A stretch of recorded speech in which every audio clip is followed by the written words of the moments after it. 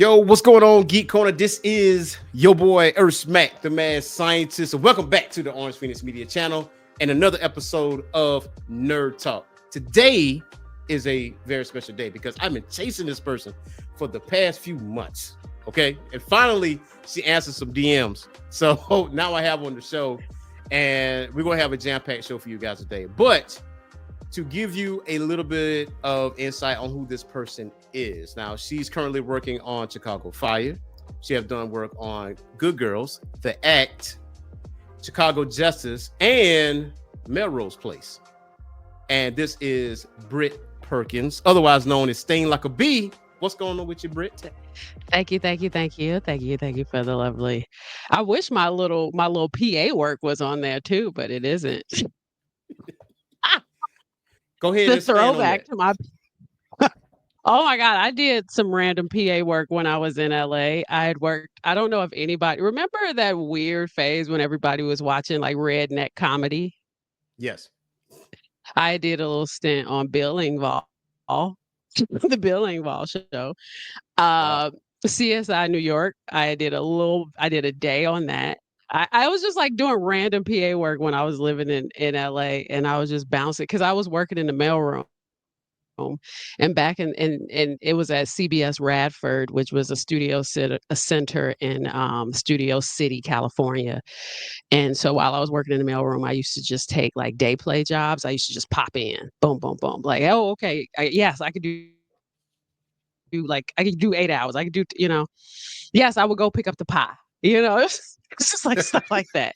And so I would do like little PA gigs. Samantha Who was on the line. Like there was just according to Jim was on the line. Like this was like 2008, 2008, 2009.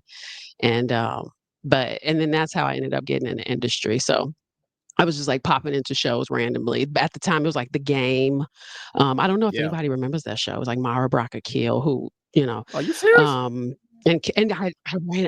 Yeah, Mara Brock Akil. I used to run into her. Kenya Barris used to be on the lot back then. Pooch Hall, I used to run into him all the time, and Tia Mari, and you know what I mean. Like there used to just be so many people, and there were so many great people. The Cleaner was another show that I used to run into back then. So that I mean, back then, like that was like your in.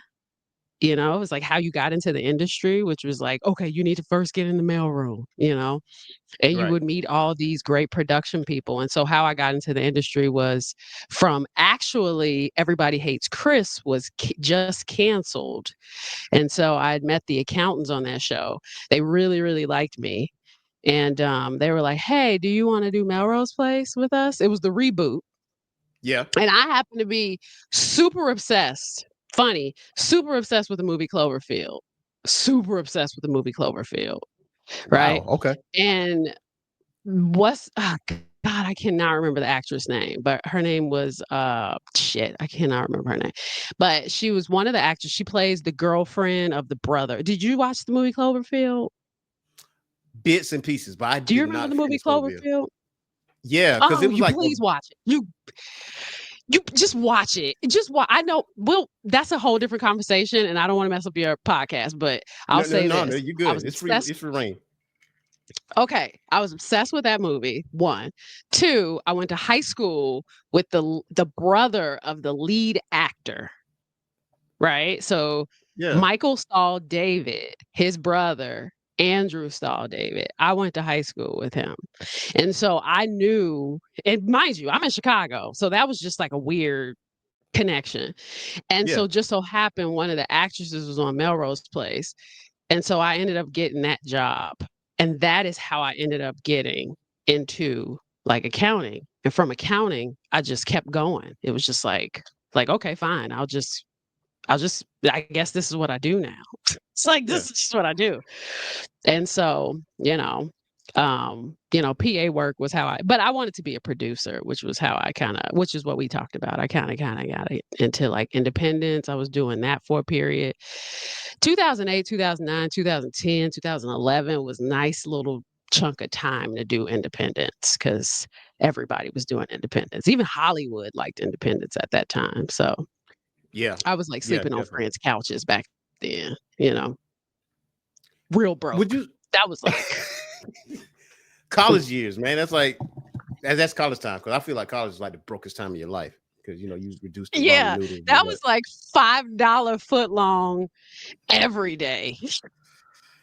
You know what's funny though? Like, so I graduated in '03, right? And I was Mhm. never a traditional college student. I went to school. I was Yeah. the first one in my group of friends to get like an apartment. I got like a 2 bedroom apartment, just me. I love big Mhm. spaces, right? But what's That's funny about it, fancy. I was across the street from Francis Marion University, but I could have access to those $5 footlongs because the subway was connected to the gas station. So when I get to the light, I'll always see Subway. So trust me, I have always gotten a Subway sandwich. Even though I had that apartment, I wasn't rich. So That apartment is why you were eating them $5.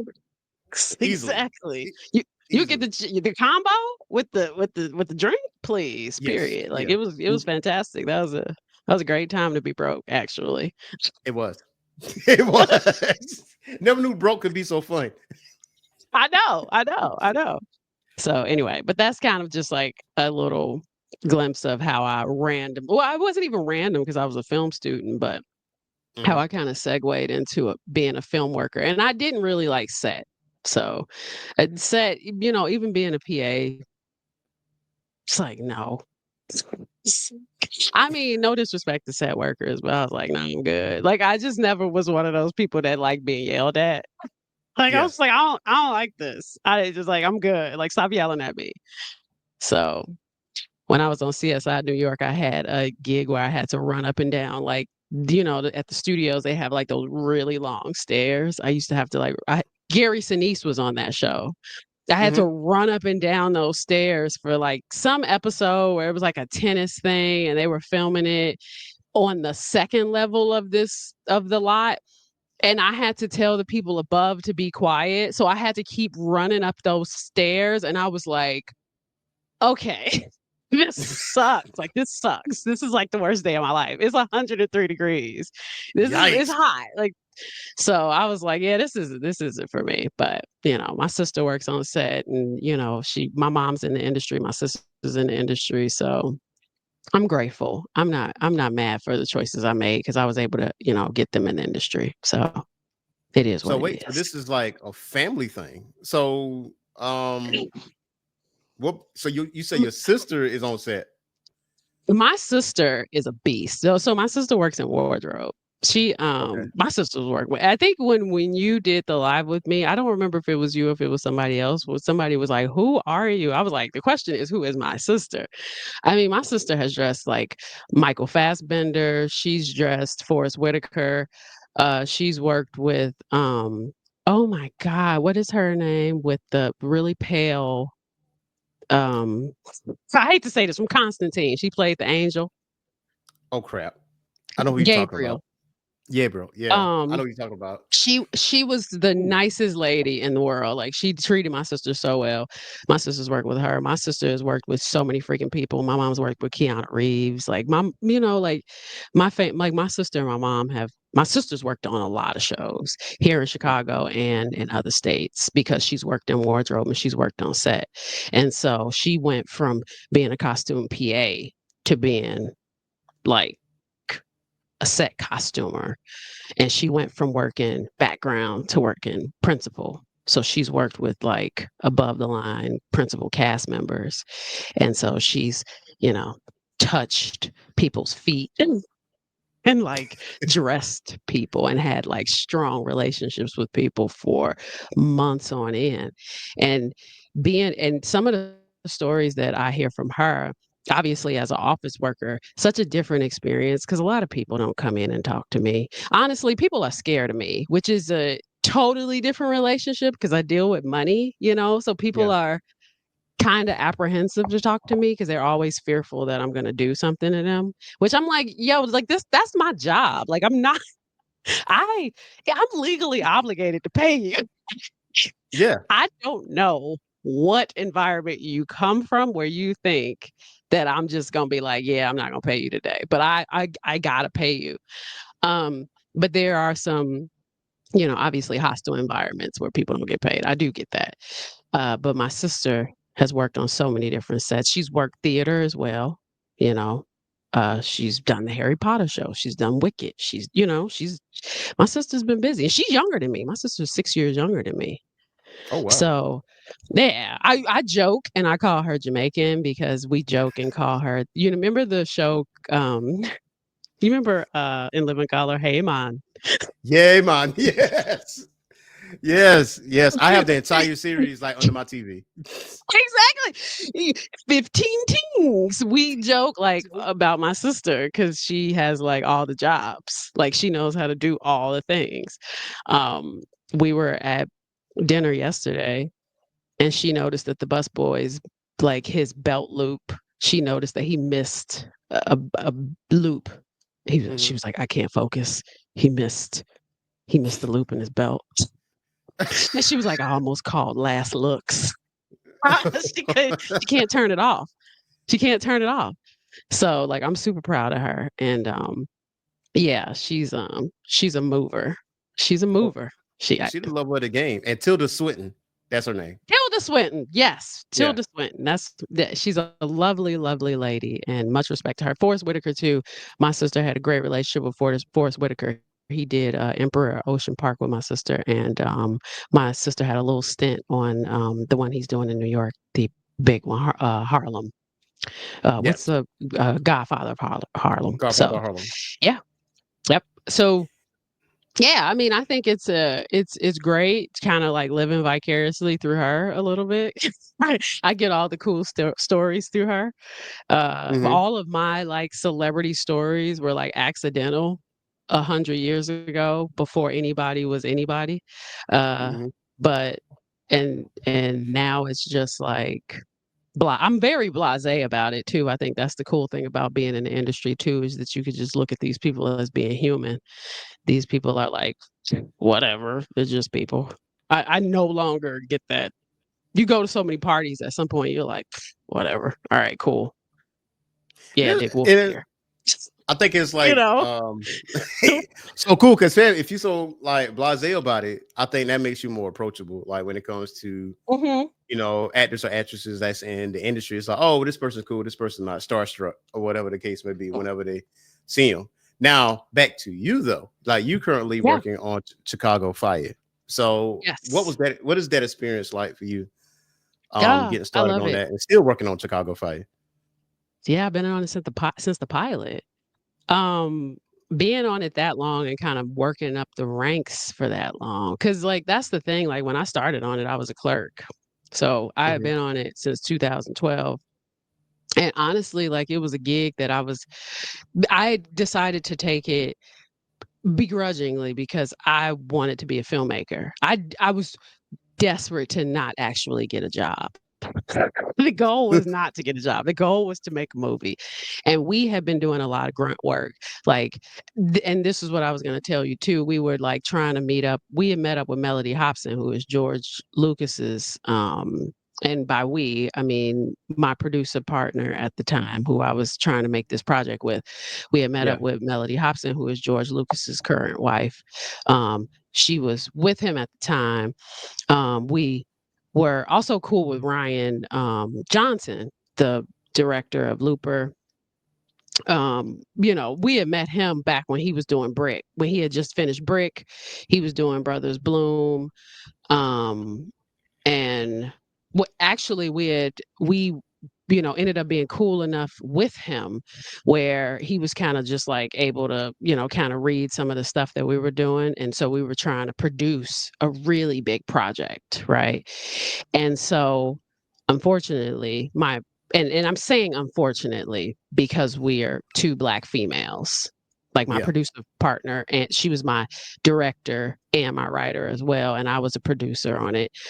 We were looking for money, and I will say this project was about high school students who were so heavily into drugs that they were decided to produce pornography.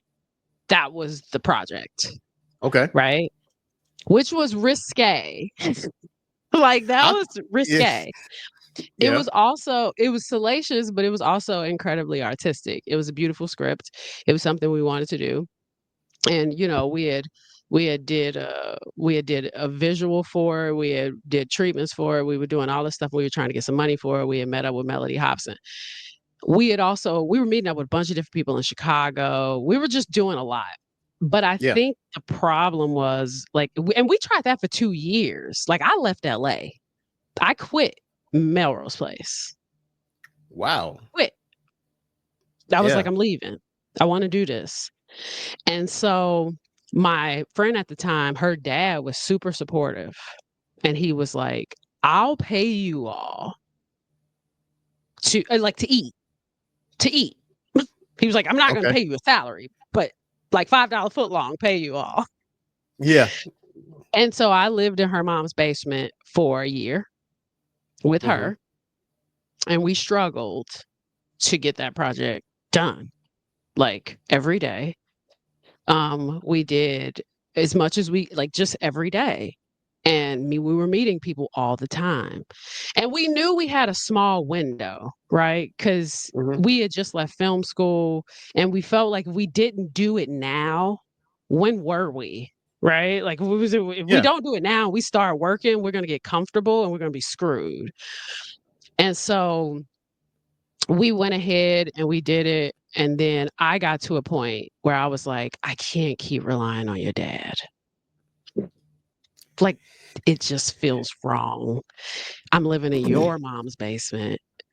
I got to do something. And so I went to Craigslist. This is when I guess people still look on Craigslist. I don't know. I haven't, but I know that I started looking on Craigslist.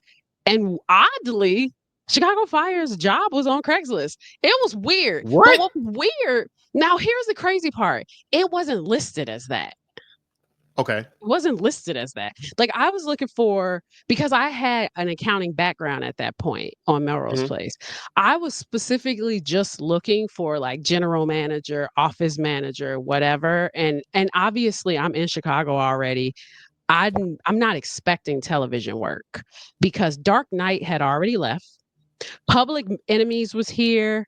There were a few things here, but not really here for like that. Boss was Yeah. here, um Boss, which was the Kelsey Grammer show, was here. Yeah. Um, but there wasn't a lot. And so I was concerned. So I was like, I'm gonna just have to get a regular office job. And so I just started putting out my resume and then I got a call back like while I was at an Oscar party, like at a restaurant randomly. It was a viewing party. It wasn't like real Oscar party, but it was an Oscar viewing party. And they knew I had television accounting experience. And she was like, I told my homegirl, I was like, I feel like this may be that Dick Wolf show. It was a feeling Yeah. because I was like Googling. Then I was like, I kind of got a feeling because when I talked to her, she said it was television, but she didn't. Because, they never like to tell you what it is when you interview. They like to say untitled. Okay. And so, yeah, she was like, we like you. And I was like, cool. I like you all too. Please hire me because I'm Yeah. running out of money. Yeah. Like, I'm like, help me. please help me. And yeah. And so then the rest was history. So then after that, I stayed on. Now, what was crazy about that, because it was the pilot, it didn't immediately go to series. Chicago Mm-hmm. Fire, like obviously he had Law and Order. We knew that. Yeah. But Chicago Fire was like his, you know, coming to a jurisdiction that he had never been in before. And so we really didn't know what was going to happen. And so we had to do the pilot, see what was going to happen. And then it was like patiently waiting. Am I going to be able to come back? Is it going to get Yeah. picked up? And I was like, I hope so, because I really like these people. And then it got picked up. And I was like, cool. I actually got offered while I was on the pilot an MTV show. And my producer, yeah, it was called Underemployed. And the Okay. homegirl that I had, who was my producing partner, I told the person that offered me that job, I said, no, I don't want that job, but I know someone that could take that job. And she was like, okay. And so they ended up giving that job to her, and she worked that Oh job. wow. And guess what else? What's up? That same homegirl ended up working not only on other shows. She ended up also working on Chicago Fire and Locations, and she ended up being a writer. Oh, wow. She wrote on Chicago Fire. She worked on Chicago Fire and wrote episodes on Chicago Fire. You know what Yes, sir. I've noticed about two questions I already asked you already. Yeah. One thing I have noticed about you is that you talk about others, like you elevate others. It's like, oh, I'm not be able to do it, but I know somebody who can. But you spoke like for me, like you spoke very highly of your sister per usual, and you spoke very highly of your friend who also have accomplishments through that. So, now was the Chicago Fire the first of the trilogy of shows, or was it Yes. Chicago? It It was the was mother. okay. It was the Okay, it was mothership. mother. Yep. Yep. Okay, And then next was PD, and then after that was Med, and then it was Justice. Justice got canceled. Yep. okay, Justice got okay. canceled. See, you said the mothership. See, I immediately went to Martin. Like, let's back to the mothership, baby, Bubba. That's funny. But and I will say the beautiful thing too, I mean, I've learned I don't regret this because while I feel like, because when you're a creative person, sometimes you're like, man, Mhm. I've been doing this for too long, right? But at the same time, you learn so much from so many people while you're here. And then, two, you see how they operate. Because the brilliant thing about this, especially when he started doing crossover events, I was like, that is brilliant. When you Yeah. marry the shows together, it's hard to start canceling shit. You know what I'm Yes, saying? very, very. Like, Because it's like you can't get rid of Chicago PD unless you're trying to get rid of Chicago Med or Chicago Fire. Like, what you gonna do about because that? your audience starts thinking about all of them as a cohesive bond, because before we were just individual, and then we all became one Chicago, and once we all became one Chicago, it was like, oh wait, now Justice only had one season, so it didn't really get that into it, Mhm. but once you had all three, it was like, oh, well, it's hard to like not have the other ones if you don't have this one. You know what I mean? And Yeah. they all start to have different relationships. So I was like, oh, okay. You can learn. That's the thing. People get wrapped up about having a job. And I do understand. I do understand as a creative. You're like, damn, these people are stunting my growth. Yeah. But there is something useful about it. One, it's the connections.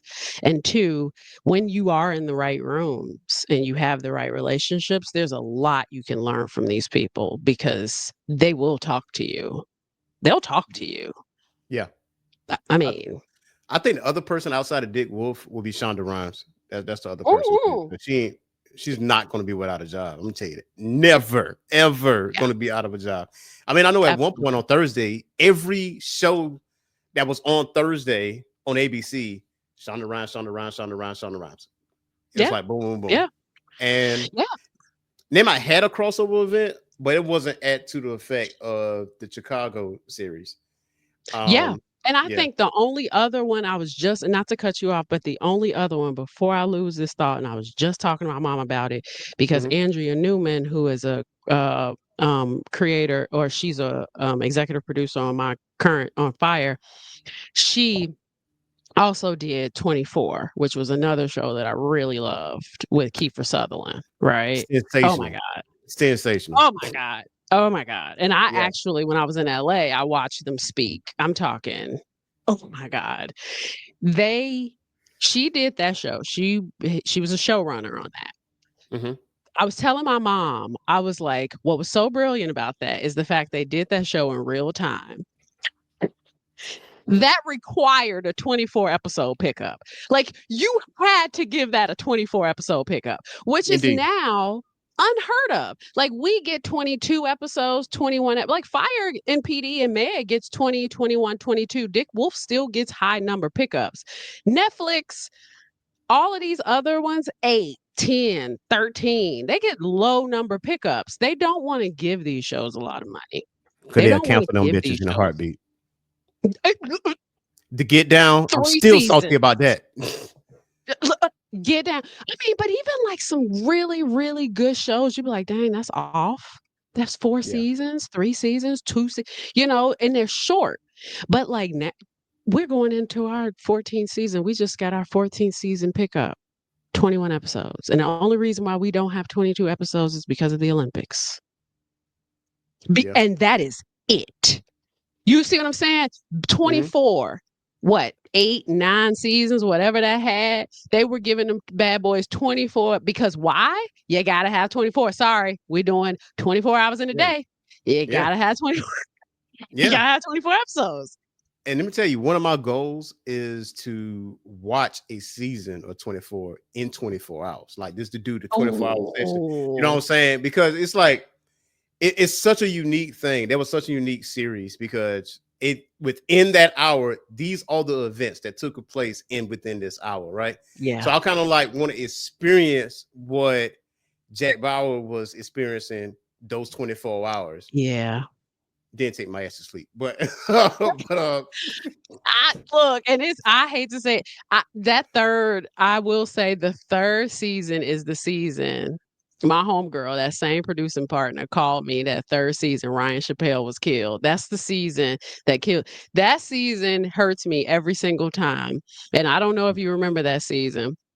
It yes, was the season Ryan Chappelle was killed. Jack Bauer had to execute him, and it was I was he what was so beautiful about that writing too was the fact that we didn't like him.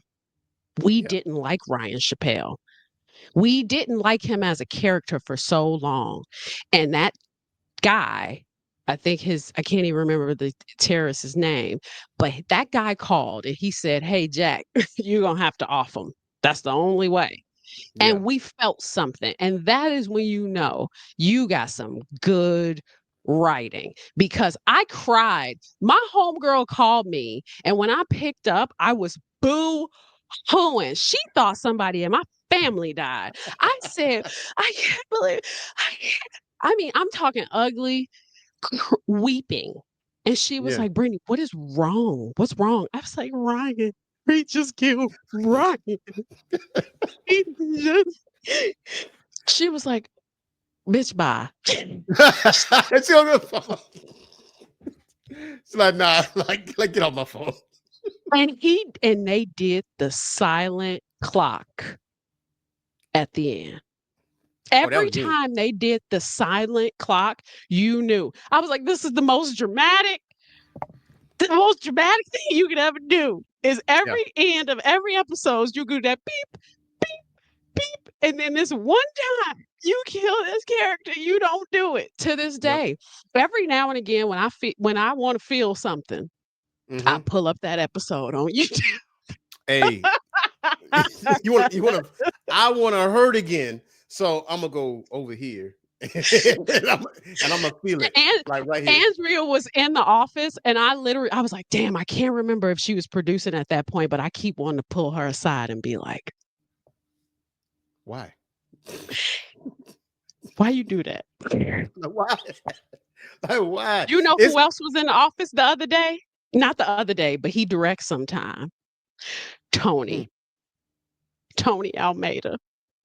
He really. comes into the he was in the kitchen the other day, and my pits start sweating because he was an ally and then he became a terrorist, and Yes. I can't talk to him yet. Every time, because he sometimes directs episodes on fire, and Yeah. every now and again I'm like, his name's Carlos Bernard. Hmm. Every now and again I'm like, I can't talk to you because you are such a traitor in my eyes. I Yeah. can't can't talk to you. I can't believe you did it. I can't believe you flipped the script like this. Anyway, I'm sorry. I know we were supposed to be. Oh no, no, no, no, no. See, for my listeners, like they get to know the real Brittany. So Yeah. also now, before we jump into like other things, because you know, Yeah. shameless plug. Yeah. Go ahead and plug your show because I know people read host of I Swear to Drunk I Am Not God podcast. Go ahead and shameless plug yourself, girl. Go ahead and do your thing. Okay. All right. Yes. I was going with my sweatshirt, but I decided not to. Why I not? decided to Why plug not? I I decided mean, to plug fire instead. true, true. I Um, mean, you can plug the show. You can go change. You can go to wardrobe and go change. You I know, won't. I won't. I won't. I won't. I was like, I'm gonna pick one. No, but I am. I do have a true crime podcast. It's small. It's a baby. Honestly, I started doing it as a hobby, and it's not great. It's not. It's one of those things. Like I was in a. I won't say. I'll say this. I was in a tumultuous relationship. It Okay. ended. It ended bad. I wanted to do a podcast for a while, and I had been wanting to do an episode on H. Holmes specifically. And I did a 3-part on H. Holmes just to try. And I did it. I researched it. I liked doing it. And then I created a title. I was like, "Ooh, I'm gonna call it I Swear to Drunk I'm Not God." And so 2022, 2022. I started the podcast and then I was doing it. I was trying to do it weekly, but with work, I was like, whoa. So Yep. it's basically a true crime podcast where I get drunk and I talk about true crime for an hour, 2 hours, whatever. It's very opinion based. I don't like people, going into it thinking that like I'm rigid or anything. Sometimes I have friends pop in. My sister comes on all the time. She's hilarious. I mean, actually, my sister is actually the person that people prefer to have to listen to on my podcast because she's ridiculous. Um, my best friends come in and we just actually it's just like listening to friends talk about a documentary that they watch. And so I started doing that. I went from every week to bi-weekly. And then after the election, because that I went into a way depression. After that, I ended up kind of like doing once a month. And now I'm kind of just getting back into the rhythm of doing episodes again. So yeah, it's a true crime podcast where I get fucked up and I talk about awful things for a couple of hours. It's called I Swear to Drunk I'm Not God. And I like doing it. I mean, it's a hobby. My homeboy Fleet hates the fact that I do not take it seriously.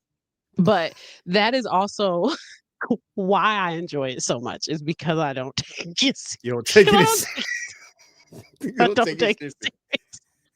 serious. But here's the thing So though. if The you thing is, you are your authentic self. So this is something that yes, you enjoy doing, right? it is. So Yes, and it's a hobby. typically hobbies end up becoming lucrative, especially if people see you loving what you're doing. Mhm. And I can see the joy on your face whenever you speak about your podcast. I know you try to minimize it, but like, Yeah. nah. I It's a do like it. small podcast. I'm like, nah. For now it is. For now it is. Yeah. But, I mean, I've been doing it for 3 years. I will say that. And I curate a cocktail each episode. It's called a poison. There's a cocktail for each episode. So if somebody wants to make a cocktail for each episode, they can look at show notes. I provide ingredients and they could make a cocktail. Um and we get tipsy while we talk about it. And most people I get really great feedback about it. So I Mhm. know that it's not terrible. Um but it's just one of those things. I just don't take it seriously enough. But it's everywhere. It's on Apple. I think it's on Spotify. I've heard it's on Spotify. Uh, Yeah. it's on YouTube. But my link is in my bio on my TikTok. So my TikTok handle is stinglikeabea. If you want to go there, check it out. Feel free if you like true crime and cocktails. Have at it. I'm a movie buff too, so every episode, literally, you best believe I'm going to reference a movie. I can't help myself. I Yeah. literally can't. And, Can't and help myself. speaking of movies here, Yeah. how many DVDs and Blu-rays you have? Oh my God. 600? I think You I have should 600. 600 DVDs. Now, there's one particular DVD I'm looking for, but I'm gonna wait till like close to the end of the show to ask about that because that Yeah. also segues into the question I'm going to ask you. To try to stump you, which I don't think I will, but I'm Yeah. gonna just And make I that I one can't attempt. pull them because they all in storage. I had to put them in Yeah, storage. yeah, I don't yeah, have room for them anymore. My mom was like, "Unit," because she started putting hers in like a book, and I was like, "I'm not getting rid of my cases. It's not yeah. happening." No, I And can't do so I that. had to put them in storage. I hate it because every now and again I want to watch them, and then I end up renting them on Prime. I'm pissed. Like when we started talking about this, I was like, "I own this, and I'm spending $4 for it." I was pissed. Yeah. I was And wait a pissed. minute. So, how far is storage from you? Is it like considerable? No, it's Okay. I'm in downtown Chicago. Like it's literally, but I gotta go through the bins. That's the thing. Yeah. Like if it was like in a shelving unit, if it was like on a shelving unit, I'd be like cool. But like Mhm. I've moved 5 times in the last 6 years. Yeah. And like I keep having to buy shelves for it.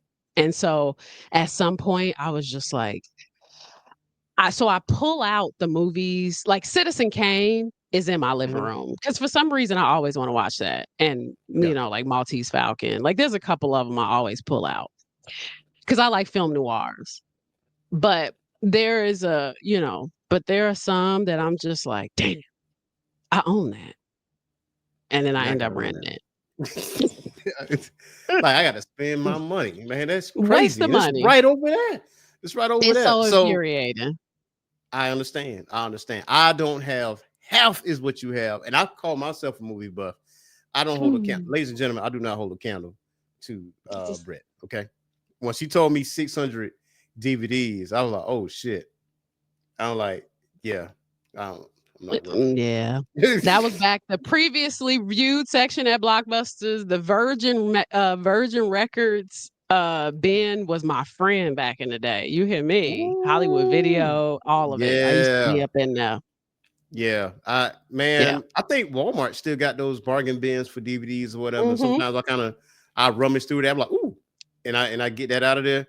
And I The think li nowadays, oh, go ahead. the library too. The library used to sell, used DVDs too. Record Yeah. stores? Yes. So true story. Like you remember when Netflix first came out, right? You could like rent out Mhm, DVDs, then mail it to you or whatever. There's a mhm. DVD I never returned. Yeah, like Which one? well, it was so I'm a pro wrestling fan, right? So it was like a Mhm. wrestling pay-per-view or whatever I got. And and I just forgot about it. And then they kept sending me notices, right? And to the point where they just stopped, selling DVDs or renting out DVDs. I was like, damn, I got one over on Netflix. I got one over on Netflix. Because they don't no longer do that. I'm like, but nowadays, people like they wish they have DVDs or Blu-rays now because Yes. certain streaming services lose licensing, and now you can't find this stuff anywhere. So Yep. now you wish you had the DVDs, so now you can go back to it. But for me, I have a yearly binge of one particular show, and it's a different world. I watch it once a year, like the whole thing, and except for the first season. So the first season was kind of but It's but always the still, first season. It's always always first the season. first season. And things changed from the first season to the Yeah. second. But I always do that, right? So now Yeah. it's on Netflix for good reason because the new Different Worlds series coming to Netflix with Dwayne Wayne's and Whitley's daughter. So I'm like, Yeah. I see what you're doing, Netflix. You're gonna do that before you hopefully not cancel it. But Yeah. Yeah. man, anytime Netflix come out with a new show, I'm like, I kind of squint my eye a little bit. And I Yes. never recovered from the Get Down. I never recovered from that. I know. The I trust, know. the trust factor was broken after that. I was like, Yeah. everybody was watching this, man. I mean, everybody that was of color, was watching this, Yeah. but it was what it I you was. know, I honestly, I was an Arrested Develop I don't know if you watched Arrested Development. Did you Yeah, a watch little bit that? of, yeah, a little bit of it. Yeah. Okay, so I was Arrested Development fan. They tried to bring that back, and I was like, "Yeah, Mm-mm. no." I happen to be one of those people that just some things are just better just left gone. Like, it's okay to just leave, and we just talked about 24. Netflix didn't try to bring 24, but remember they tried to bring 24 back with Corey, oh my god, that black dude from NWA. NWA, Straight Outta Compton. And I was like, Ooh, while I didn't hate it. It was kinda like, did we need it though? You Yeah. know, it's like sometimes you just gotta let sleeping dogs lie. And it's Yeah. one of those things it's just not necessary to just revitalize something that was great. I get it that you like, oh, this was a cult classic and people miss it. But if you can't get the writers to truly write and reinvigorate, like if you can't get them to bring in the same energy, then it's not worth it because you're going to ruin the old feeling. You Yes. know, Unsolved Yes. Mysteries. Me and my mom were just talking about Unsolved Mysteries, the new Netflix Unsolved Mysteries. The first season was fire. Second season fizzled. Third season fizzled. Robert Stack is dead. Okay, Yeah. Robert Stack made the first Unsolved Mysteries. Technically, if you ain't got the trench coat and the fog and the solitary street lamp in the Yeah. cemetery, then what you What are you got? doing? What are you doing? What are you What are we doing? doing? And the voice, then what are Yeah. you doing? It's time. You know? Unsolved mysteries. And it's like it's certain tone. It's like a tone that's used. Like you can't duplicate that. It's like some things you just you might want to leave it where it's at. That kind of thing. Love So Jordan Peele. But did the Twilight Zone work the same way without Rod Serling? It did not. yeah. It didn't. You know, I heard that our boy is doing X Files. Jordan Peele's doing X Files. No, Sinners, Mr. Ryan Coogler. He's doing. I'm not upset. I'm I'm not not either. I'm not upset. upset. I'm not upset. I know I just said all of those things, okay? And I'm gonna take it all back. I'm gonna take it all back right now You would because I take it want to all see that. back.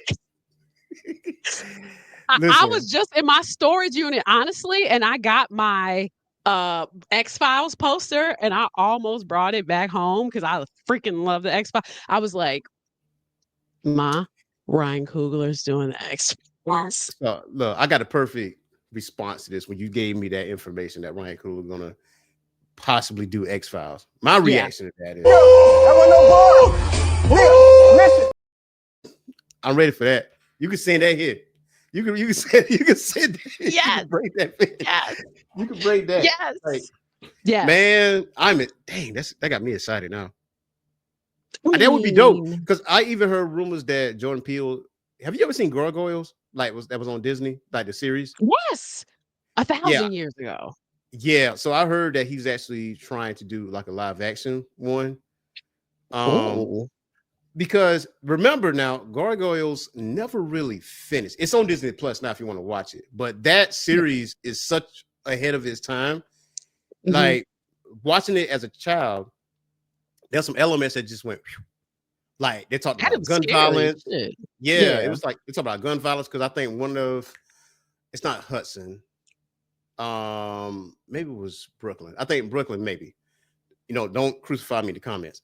But Mhm. he had a gun, he didn't know what it was, and he accidentally shot, the police lady that's their friend. And it actually showed all of that transpired. It didn't censor it or nothing. So I was like, wow. So Gargoyles is definitely ahead of his time and Yeah. it never truly finished. So if Jordan Peele is able to work on that, I would not be opposed to that. At all. But you gotta have Keith David though. Like if you're gonna have Can Goliath, yeah, you gotta have him I voice say that? Goliath again. Can I say my sister worked with Keith David? For real? Wow. What with Spawn himself? Worked with Spawn himself. That's the She, first time I heard his voice. It was on Spawn, the HBO series. That's crazy. she did. She really did. And it was right before Nope, too. Cause I was like, it was right before Nope.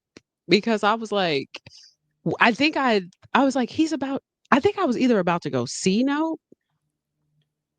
Yeah. Yeah. And I was like, "Oh, he's totally a Nope." And I don't think I Yeah. knew he was a Nope. And she was like, and I can't even remember because she'll sometimes randomly do indies and stuff too. And I can't even remember what it was, but she was like, "Yeah, I'm working with Keith David. He's so cool." And I was like, "Huh?" Oh wow. She just said it all casual. Yeah, And me and my sister shared a room for years. So I forced her to watch a lot of stuff. So a Mhm. lot of the stuff that she knows, she knows. So a lot of the people that she knows, a lot of the old cinema that she watched was because she had no choice but to watch. We only had one TV. Yeah. It's like, Hey, nah, you watch big this. sister rules. You are. Oh yeah, no, you watching this. She watched so much Hitchcock. Like she watched so much Stanley Kubrick. She loves Stanley Kubrick to this day because because I made her watch it. One of the most iconic lines from Keith David was, so I'm a gamer too, right? So there was this game that came Yeah. out called Helldivers 2, right? And if you are familiar with Starship Troopers, which you probably are, Uh-huh. so it kind of reminds you of that, right? But Hmm. you do not play the main character. You are a soldier. You fighting you either fighting bugs or you fighting like killer robots, or and there's another alien race, but you are fodder. Okay. Hmm. Like, so if you die in the game, you come back, but you come back as a totally different soldier with the same equipment or whatever the case, right? So Yeah. there, but it's live service. So Yeah. you can not play the game for a few weeks and come back, and a lot of things have taken place, and you got these new missions out here. One of the new missions was the creek. That what we call it, because people call it Nam because it was chaotic over there. Like all you saw was red lasers like flying over your head, and you like in third person, and like you're dying a lot. Like body Yeah. parts are being Yeah. blown away. And on top of all that, it's friendly fire too. Because if you do Uh-huh. treasonous behavior, yeah, you might be free game. So but there was this line that I saw on TikTok consistently when it came down to Helldivers, because everybody was playing it. And that Keith David line, "Welcome to hell, motherfucker." And like that line, all you saw was like the gameplay in the background with him talking. Yeah. That's dope. Oh my God. I was like, That's that is an iconic line. fantastic. Yeah, so His voice is so cool. His voice very is much so so. cool. I also think of him from They Live, which I is that the name of that Ooh, movie? They They Live? Live. The one where Is you that the one with Roddy the one Piper? with you the one yes. Wow. Where you put on the glasses? Yeah, you see the real? Yeah. He's like, oh, these not regular people. That movie right there, that 42-minute fight scene that they Yes. that they have in the alley, which is like, Jesus Christ, what is happening? He had such a great career. That man is such a phenomenal actor and Yeah. the one of the best speaking voices next to Morgan Freeman. And you know what I mean? Like, I mean, his voice is just Yeah, different. he's up there with James Earl Jones, like certain iconic voices, like in black Oh cinema. yeah. That's definitely that. Now for the listeners out there, we had two movies that we was going to watch, and we did watch both of these. And I got this idea because I was on her live service panel because we analyzed Sinners, and we talked about Sinners for like what 2 hours or something like that. And I feel it like was it was like obviously 4 hours. yeah, it was. It was. It felt like it was 2 hours for me because I was in the wind, but that's what I was. But it was a bunch of other people besides me and Sting. So I actually sent her a DM and actually set this up. I was like, hey, let's pick two movies or whatever. So the two movies Yeah. are Mortal Kombat from '95 Mhm. Mhm. and Jumping Jack Flash, and that was Yep. 1986, if I'm Yep. not mistaken. So we're gonna jump into some Mortal Kombat. Now, how did you feel? You know what? So first of all, I would like to say that Mortal Kombat was a movie that I watched as a kid. I was born in '86, so I would have been 9 when this movie technically came out. But me and Mhm. my cousins used to watch this movie all the time. And when I mean all the time, I mean every day, all the time. And we used to play the games all the time. Yeah, Um, the game Midway is actually in Chicago. So the game or is developed in Chicago. And wow, did not know we that. yes, we constantly played these I mean watch this movie. And so that took me all the way back immediately. Mortal Kombat, the soundtrack took Did me you all the way know? back. Did you know that that wasn't originally supposed to be there? Like they added that, like the techno stuff, Yes, like last minute. And I'm like, it was people crazy still because sing and people dance to that in techno clubs.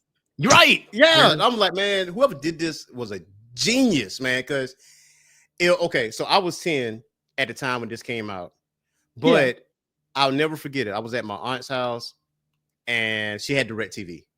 And so you know how you looked at those little 5-minute previews before the screen turned black. And I used yeah. to beg my aunt, say, "Hey, can I watch this? Can you order this for me? It's only $3.99. Can I get this, please?" And so I used to watch it like you all the time, every day, Mhm. because of the music and the fight sequences and everything else. Even as a kid, Mortal Kombat, the Mortal Kombat 2 was like my favorite, but just playing it through and through and through and through and through. Yeah. So when like you, I watched it again this morning, and the memories kind of like it came back like Yep. immediately. Yeah. So I know with these core three individuals, I heard that Michael J. White was originally supposed to be Jax. What? Yeah, but that didn't go through. And there's some other tidbits that I know He too was about. around? Yeah, but think about, okay, this was what, 93?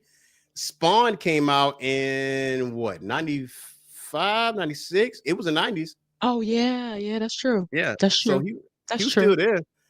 Now also Robin Show. My boy Robin Show. Now, you sound like Yeah. you was about to say something. What you got? What you got? What you about to say something? No, I was just thinking about one. This man here, I had an absolute crush on when I was a kid because I didn't realize that. Well, first of all, I didn't realize how attracted I was to Asian men. Because as a kid, you don't really think about these types. You don't really think about these types of things. But as a kid, I was like, okay, what we got going on here? And I remember because when I was little, I used to watch Golden Child, Mm-hmm. Big Trouble in Little China. Mm-hmm. So Buddy in Big Trouble in Little China, can't remember his name. I used to be attracted to him and this man. I used to think, oh my God, and Jackie Chan and Jet Li. no, not Jet Li. Jackie Chan in what's the one? Not Bronx. Rumble in the Bronx. Oh my God. Yo, that's my They jam right there, yo. Yay. That's my shit Rumble. right there. I love Rumble in the Bronx. Has some of the dopest fight scenes to me. Absolutely. um, Oh my God. But this dude, and I will say this just real quick. I will say these fight scenes weren't really hitting the way they used to when I was a kid. This is also the problem when you start watching Yeah. stuff as an adult.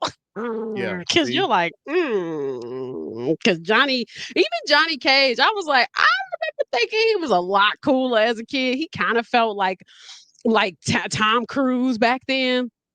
He wasn't Mm-hmm. really given. And neither was him. You know what I mean? I don't know. Like he was as a kid, he was given like Rumble in the Bronx in my head. And for some reason, as an adult, I was just like, oh, oh. But like, don't get me wrong. Like, I still enjoyed the movie. Like, I still very much so enjoy the movie, but I Yeah. enjoyed it for totally different reasons. It wasn't because of the fight scenes. I just enjoyed it because I thought it was entertaining. It wasn't because of like the acting or anything like that. Like, I had to take that. I had to take that 2025 lens off because Mm-hmm. sometimes when you watch movies from back in the day, you can sometimes be jaded by how bad things look or how Yeah. like, oh, But wow. I will say But it's though, I will say 1995. it's right. For 95, the graphics was good. Like this, like for me, Oh, look at that cinematography. Look at that. right. I'll man, listen, when Look at that. I Look at that actually paused framing. it. I paused it right there and I was like, dang, that's some fine ass cinematography right there. That was some good smoke and mirrors stuff right there. But Is that's that probably like Sub-Zero? it is. It is Sub-Zero. Look at that stance. That's framing. Like, I mean, and that's the thing, like that type of stuff took me back. That took me back. Because more importantly, remember when we were kids and like you I, the previews when you Mhm. would watch VHS tapes. I remember the Mortal Kombat preview almost more than I remember the movie. Mhm. So as the movie was playing, I was Uh-huh. like, "Oh right, yeah," because that was in the trailer. Remember this from the trailer? I remember this from the trailer. But that was what, and then it was the music because I remember the music so vividly. But yes, these um that screenshot right there, like there were a lot of really cool elements of the film that I really did appreciate that I don't think I would have appreciated as a kid at all because I love the game so much. Because I did really Yeah. like the game. I thought the game was really cool. And I think as a kid too, I was always waiting for Sub-Zero and Scorpion because they were, to me, the Yeah. coolest characters in the game, They were. honestly. They were. Raiden They were. was dope, but he just kind of popped in and out to me. So I think with me, like growing up as a kid, Sub-Zero was kind of like my go-to. And then as I got older, Scorpion was like my number one. Yeah. He was like my Get top one. over here. Like, You know what I who mean? didn't And like that? so when they walked in together on the boat, like with Shang Tsung, I was like they shouldn't be aligned with him. But you know, but still yet though, Yeah. I'm still locked in here. And then you know how Shang Tsung like narrated like, yeah, the greatest of enemies, but slaves under my power. That you know, that kind of thing. I'm like, Yes. and I did gather that. And what about her? Like Sonya Blade? Because I got a little known thing about her. She wasn't the original person. Who was the original person? Cameron Diaz. This was this was after Mask, huh? Yes, it was. She was actually, I think she was doing scenes. Matter of fact, because I got like 10 things you didn't know about Mortal Kombat. Mm-hmm. So one of the things was let me see that share screen real quick. Do. So it said that Bridget Sampras had read an audition for this. And let me see. We'll see if I can find it. Oh, there we goes. And has written an audition for the role of Sonya Blade, but the long casting process has led her to taking the role in Billy Madison instead. So Cameron Diaz, after her role in The Mask, like you said, was cast as Sonya instead, but injured herself during training for the film. She hurt her wrist. So Oh. yeah, so that's what happened. You know, honestly, Cameron Diaz. Now, having because I liked Cameron Diaz physically in The Mask. Not a strong performer yet to me. Even though I do understand she was supposed to have the damsel vibe, like she was supposed to kind of be like almost like the aloof bimbo, you know, Mhm. in Mask. You know, almost like and we know this from film noir, right? Like almost like the damsel in distress. She's supposed to Yeah, have like almost like the, oh my God, I need help. You know, she was supposed yeah, to kind of play that character in The Mask. But I think in The Mask, she almost felt like she couldn't act to me in The Mask, even though I did like the dancing part. And she looked good in that yeah. movie. I cannot imagine her in this movie. And maybe because I would not have had an opportunity to see her, fight Hmm. like that. I don't know. Like, did she fight in The Mask? No, she didn't fight like that. She was She she was was definitely being down to the stress. Yeah, yeah. she was Mhm. definitely down to the stress. But Yeah. I do feel like this fight between Sonya and Kano was too short. Yeah. Like I agree. I feel like they should have expanded on that a lot because when the opening scene where Sonya is like going through the club with Jax and she was like, "Listen, I only trust one person there, and you talking to her right now. And when she blew dude away with a shotgun and going after Kano, knowing, and especially when Shang Tsung was like, "You killed her partner," I expect her to come after you, that kind of thing. Yeah. But I But expected that also fight to be Shang longer. Tsung, also he also told him not to kill her and to humiliate her. Yeah, He told him that. And so I felt like this was for her to have been hunting him for so long. We could have had a real life like ooh moment, right? Like let's dance for a little bit. Like let's just mm-hmm. dance for a little bit. Because so I'm agreeing with you. Like we could have just had one of those. Especially for him to eventually knock her over or knock her down to the ground and then just kick her in the stomach. Like, damn. Right.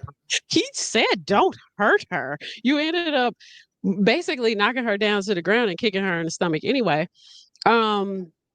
I kind of just felt like, yeah, it was weird. It was a weird moment, especially considering how much she was hunting him. I Yeah. was like, oh, so she just gonna kill him like that? Or Yeah. but yeah, I don't know. And I don't want to make this political. I had a couple of problems with these fight scenes because Talk part of to it. me was Speak like, on it. I know it was 1995. Because first of all, um, when the brother dies in the beginning for the Mm-hmm. first fight, and his soul gets sucked out, I was like, I don't know if he would have died that easy. Like part of me was like, he looked like he could have been fighting for a lot longer than that. Right. He looked way more fit than this kid, like this dude, you know? Mm-hmm. And that's why I'm saying like these fight scenes felt so much weaker as an adult. Like they just they just felt weaker. And maybe because we're in the era of John Wick and like, you know, I think that's the problem. Is like we're seeing this so differently. But and then two, like the second brother, I was like, wait a minute. So we don't get to watch his soul get sucked out. We get to Uh, watch the two my brothers' Kano, souls right? get sucked out. Yeah. Oh yeah, yeah. That's What is up yo. with that? So, talking Why about all we right. Yeah, conventionally see they soul get sucked out, but we see the two brothers' souls get sucked out. And you saw his soul get sucked out, and you saw his soul go right into his eyeball. What was all right that into the about? Why eyeball. we getting all the visual? Why we Old getting boy all that turned. visual? Old boy turned blue. Like he was like blue on the sand. I was like, which funny enough, like him and another character was on a martial arts series called I think WMAC, like Martial Arts Mhm. Masters. I think it was on Fox. I think it was like a martial arts kids show, and that's where I Oh, recognized him at. The guy with the dreads, the one that fought Liu Kang first, and I was like, man, I know that dude from yeah. somewhere. And the way he was, like his mannerisms, because I called him the Jaguar. That's what I kind of say in my mind, because the way he was growling, it kind of did that Jaguar noise whenever he kind Yeah. of like jumped at Liu Kang. And I was like, Yeah. man, he could be a playable character in the game if y'all let that ride. Yeah, that's why But I was like, he is way too pop boop B. Like he was killing it. And the whole time I was like, okay, he dies. You show him dead and pale. yeah. Wow. Excuse me. Okay. So then I was like, I'm offended. Yep. So then, Yep. then we move on. I'm like, I bet. Okay, cool. Fatality. But then at the same time, like again, 1995, there was a period where all black characters died, right? Yeah. For the Black most part. I characters like, were the all right. first to go. Yeah. So first of all, like, okay, my boy right here. Oh, weak. What a weakling. Nah, no, man. Lyndon Ashby and Johnny Cage. I feel like Johnny Cage somewhat carried the movie with his personality because I mean, originally, okay, a little bit gaming trivia. They're supposed to Yeah. have Jean-Claude Van Damme as Johnny Cage in Yeah. the game. But he I did mean, Street Fighter. he did Street Fighter, which is ironic, but Yeah. and full of cocaine too. But Because he ended up burning out his nose, right? yeah, so He ended up burning out the bridge of his nose. Wasn't that his story? I think so. Yeah, it was crazy on set because I think Jean-Claude was coked up. he had an affair with the actress that played Cammy, Oh, and because she was like this pop star or whatever. But the person that yeah. carried that movie was Raul Julia, because he took every bit of acting experience from theater to his previous movies, because he wanted to do something for his children as his last movie before he passed away. And Mm. I mean, he took that thing to the house, like with Street Oh, Fighter. Like wow. so but Leonard asked me though, I do feel like him as Johnny Cage did carry the movie, because I watched it again this morning, Yeah, and I feel like he did have the best lines though. He like, this he is a did. $500. He had comic relief too. Yeah, Yeah, he like was these are funny. $500 glasses, you asshole. So it's like you All of his faux Louis Vuitton bags when he's like, trying to get out of the boat, and he's that low key racism he used, and like he looked at Luke Cage like, hey man, can you carry my bags? I'm gonna pay you. He like, you want me to carry those? Cool, I got you. like they let him walk up all them steps. He's like falling down the steps. He's like, "Do you need help with those?" yeah. I like, oh man, that's a callback. That's a callback. It's But like, yeah, it is. so for him, for when Art died, so for him to, the thing that kind of confused me a little bit was when Sonya yelled out no. I like, but you never interacted with Art at all in this movie. But Yeah.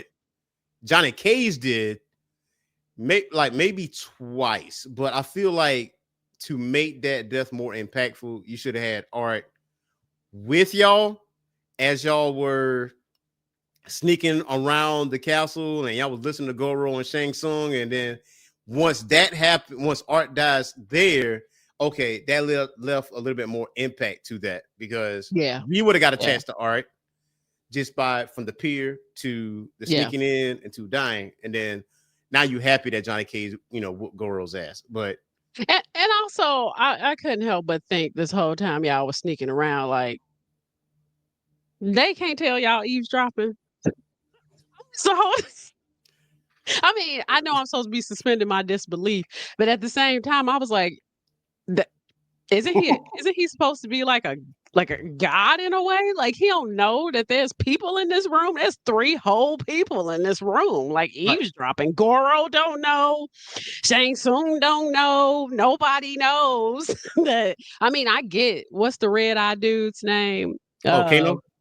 Kano. I get Kano don't know, but the other 2, like, they don't know. Like, nobody know. It wasn't until you all made a noise, like, come on, like, come Yeah. on.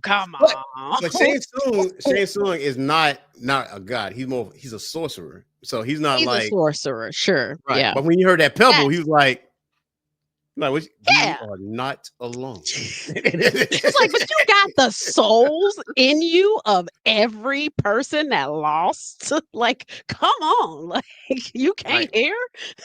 Come on, You ain't got no man. senses? My boy right That's my here. homie though. That's the boy.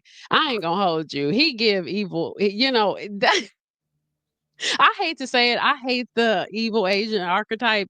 The Corey Haruyuki, Tagawa, man, he's been evil since Action Jackson. Like, there some was of a y'all don't know about that. time, I will say there was a time I was watching this movie and it made me think of a time where while Asians had it very, very well, they had it very, very not so well. Because there was a period where they were just put into these not bad characters, but just like enemy characters. Because I was pissed that Lord Raiden was white, and I was only because isn't he supposed to be like a Shaolin monk? Yeah, he's Technically. supposed to be Asian. Yeah, he's supposed to be Asian. And so, and like he's like the good guy, and Lord Raiden, and like this guy, and I'm like, why not just make them both Asian? And I know, like, historically, like these like kind of like characters, and don't get me wrong, like whatever, the man was working, he was working. Yeah. But I sometimes think about these things, like going back to old films where I'm like, damn, there was a period where, these actors were always playing these types of characters. And don't get me wrong, there were a lot of films too. Like I mentioned, Big Trouble in Little China, one of my favorite movies. Yep. Oh my God, I love Big Trouble in Little China, where there's the evil Asian character and there's the good Asian character, and then there's the white savior as well. So you kind of got some balance. But at the same time, I just think of these types of characters. I'm like, damn, yeah, y'all did have y'all moment where y'all were running it. Like y'all were winning. Like there were a lot of great Asian actors that were working constantly, but unfortunately, a lot of them were locked into these typecasts, into these types of roles. And my memory of a lot of these actors are like this. Because I don't know him as anything else. Like I don't even know if he's ever played anything happy. Yes, he has. What did he play? Now, what did he play? He was a bad guy in Action Jackson, like the only movie Carl Weathers actually did not die in. But who I also met because he used to be on Chicago Justice. Yo, wow, man, that's one person I really did want to meet, like before his passing. I know. Loved him as Apollo Creed. I wish his Apollo Creed character like lived on, but that shit traumatized me. I'm like, damn, you had to get hit like that. But so anyway, Nash Bridges, the series, he was, I think, was the police chief or he was the boss or whatever. He was the good guy. He was the good guy. Good. And you saw him like smile a lot or whatever, because I've heard that he's a really nice dude. Like outside that name, but he just turns it on his head like when he's on screen. But he just plays a phenomenal bad guy. So most of the good like nice guys do though. Most of the nice actors play the best villains. It is so crazy how you'll be like, oh, I thought, oh, okay, well, you're just good at being a douche. Fantastic, good for you. Kudos.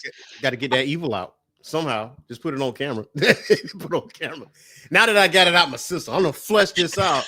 I'm gonna go paint sunshine and rainbows over here. Exactly. They be channeling people they know too. That's the sad part, though. They be like channeling their fathers and stuff. You be like, oh, okay. That's when it gets dark. Yeah, very much so.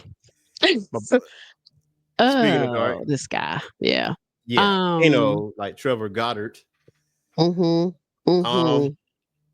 He did a good Kano. Yeah, should have lasted a lot longer. He did. He should have. It should have. It was cool. I liked it. I liked too that his eye was like a practical eye, and they didn't try to like fake digitize it, you know? Yeah. Or like, so yeah, he was. I mean, and I saw something too. There was something about his accent. Was his accent supposed to be like an Australian accent?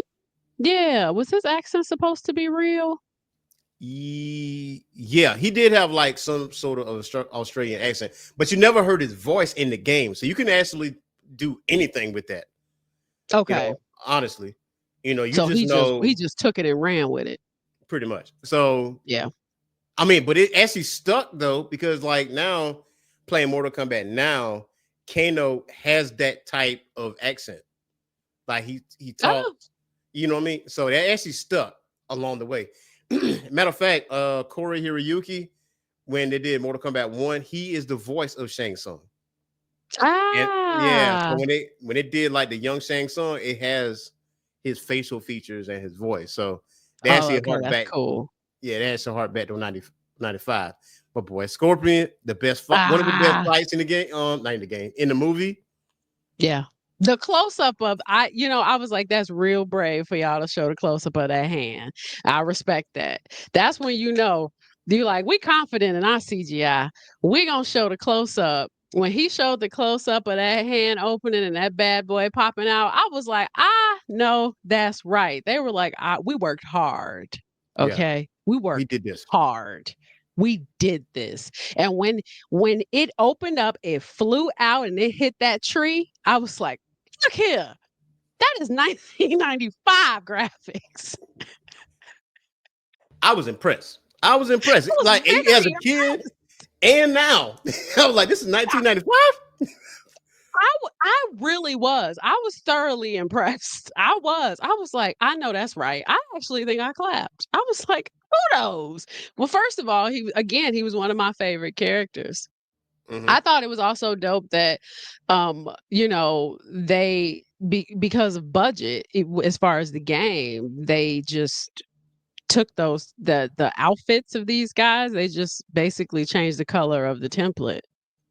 Yeah. They were like, "We just gonna make these two characters. We're just gonna make these two characters." That's like Smoke and Stack. That's like if you ever have Smoke and Stack, you're like, you know what? We just gonna make one red, one blue. Why not? Because Yeah. budget. Why not? But that is like that's just like dope. That's cool when something cool comes out of necessity. You Yeah. know, Absolutely. Absolutely. I love that And for them. the other cool thing about it is Robert Shaw did the majority of his stunts in Mortal Kombat because Mm. he's a known martial artist. And for what I understood, he choreographed this fight between Scorpion and Johnny Cage. What? Yeah, That's yeah. dope. That he had some That's hand dope. in that. So I love this scene. yeah, they're like with the trees lining up the way it is. And I was like, man, how did y'all do that? But this movie magic, I did like that. And Yeah. What because you was this can't, the location? Did they find this location or did they? I that's mean, that's a good question. That is a good question.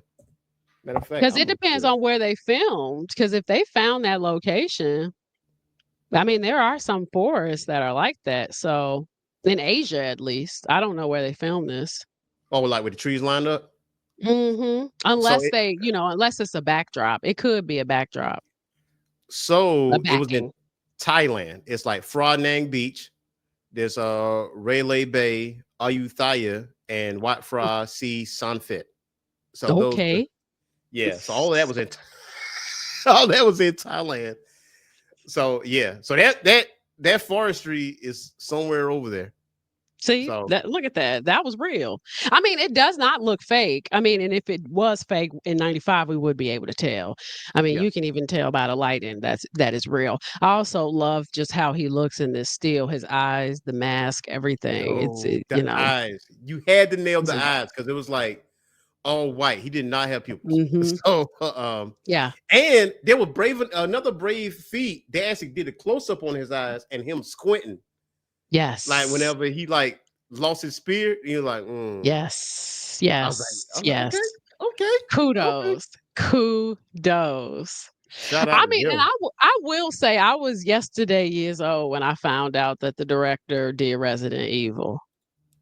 Yeah, yeah. I was Had like, no idea. Because first of all, his name's Paul, I think Paul W.S. Anderson or something. And mm-hmm, while I have seen some of the Resident Evil movies, the Paul Anderson confused me because I think of Paul Thomas Anderson, first of yeah, all. But I don't think I've ever actually looked up who directed Resident Evil. It just never it's not the type of film that I think it would have even crossed my mind. And so when we decided to do this one, I was like, who directed this? And then yeah, I looked up the rest of his work and I was like, wait a minute, he's still working? And like he's got yeah. something, I think he's got something coming out this year too. 2025. Either it's coming out or it came out. But I, I I was don't like, well, good for know him. if it's Mila Jovovich. If my thing is if Mila Jovovich is in the movie, there's a possibility that Paul Anderson is directing the movie because they were Ah, dating at the point. I don't know they're married now, but I'm not mhm, sure. But she got was it. part of that Resident Evil franchise, but Hmm. Alice was never in the games. So the side characters that lived were the characters in the game. You know, it was like, all right. Got it. And I was too scary to play Resident Evil. I can't do stuff jumping out of my face. Not my thing. What? I was a GTA girl all day. Like Mm, I could play GTA until I'm blue in the face. But when it comes to zombies and like shooting zombies, yeah, nah, I'm good on that. And I ain't even scary. Like I love horror movies, but when it comes to like like games like that, my blood yeah. pressure spikes. I get Wow. nervous. Nope. I don't want to That play is it no crazy. more. You know what's funny? Mm-mm. So Christopher Lambert as Raiden. I wasn't Yeah. mad at this. based off of what I learned about what he was doing behind the scenes. So, for what I Yeah. read, is that many of the stars was far less experienced than him. Obviously, he had experience with Highlander and all this other Yeah. stuff. So, since he was the most experienced actor on set, they could only afford to bring him in for a few weeks while they was doing close-up shots on stage in LA. So he thought the Mhm. film would be better if he was there all the time instead and standing. So he traveled to Thailand for free, a charge, Mhm. Yeah. and it helped everybody else out along the way. And That's beautiful. Sean Connery was supposed to be Raiden. Weird. Yes, he was Could you imagine originally. that accent as Raiden? Yes, how you are. Sean I don't. Connery. I don't think so. I like no, No. no. We can't. No. We can't do that. We can't do that. No. Nah, we can't do that. Nah, we can't do that. I think I also saw somewhere too that he like paid for their rap party, which is dope. I believe You that. know, And sometimes you can get some cast members to pay for your rap party, which is always a kind gesture. yep. Yeah. So for what I understood, that Sean Connery was originally eyed, but he didn't want the physical part of the role at the point of his career. The other person that was considered, I'm going to take like two guesses. I Who? guarantee you won't get it. Wait, in this role? Yep. There was one more person that was considered. All right, you're gonna have to give me a clue because there's a lot of white male actors here. He ain't white. Oh, oh, black? Yes, sir. Yes, ma'am. Not Denzel. Nah. No. Can you imagine Denzel? Oh my god. Can you imagine Denzel as rated? No. So they I don't think cannot so. afford this. I don't even No. think. Well, Denzel would have been. Well, would have just did Malcolm, right? Yeah. He would have been Itch. affordable. He would have been affordable-ish. Yeah. Yeah. Wait. Okay. Black, huh? Black. Your face is. Hold on. I gotta get a close up of this, man. Because once I tell you, you're gonna be like, Okay. Wait. One more clue. okay. I'm too old for this shit. You lying? I ain't. Danny Glover? Yes. Yes, your face. Your face. In that wig? Yeah, they say Danny Glover was also considered before they went with Christopher Lambert. That is so strange. Yeah. Honestly, I could see Morgan Freeman. You know what? I wouldn't be mad at that. I would be mad at I that. could honestly see Samuel Jackson. Wait, hold on. Wait a minute. Let me close up right quick. Samuel Jackson for real? He would have just finished Pulp Fiction.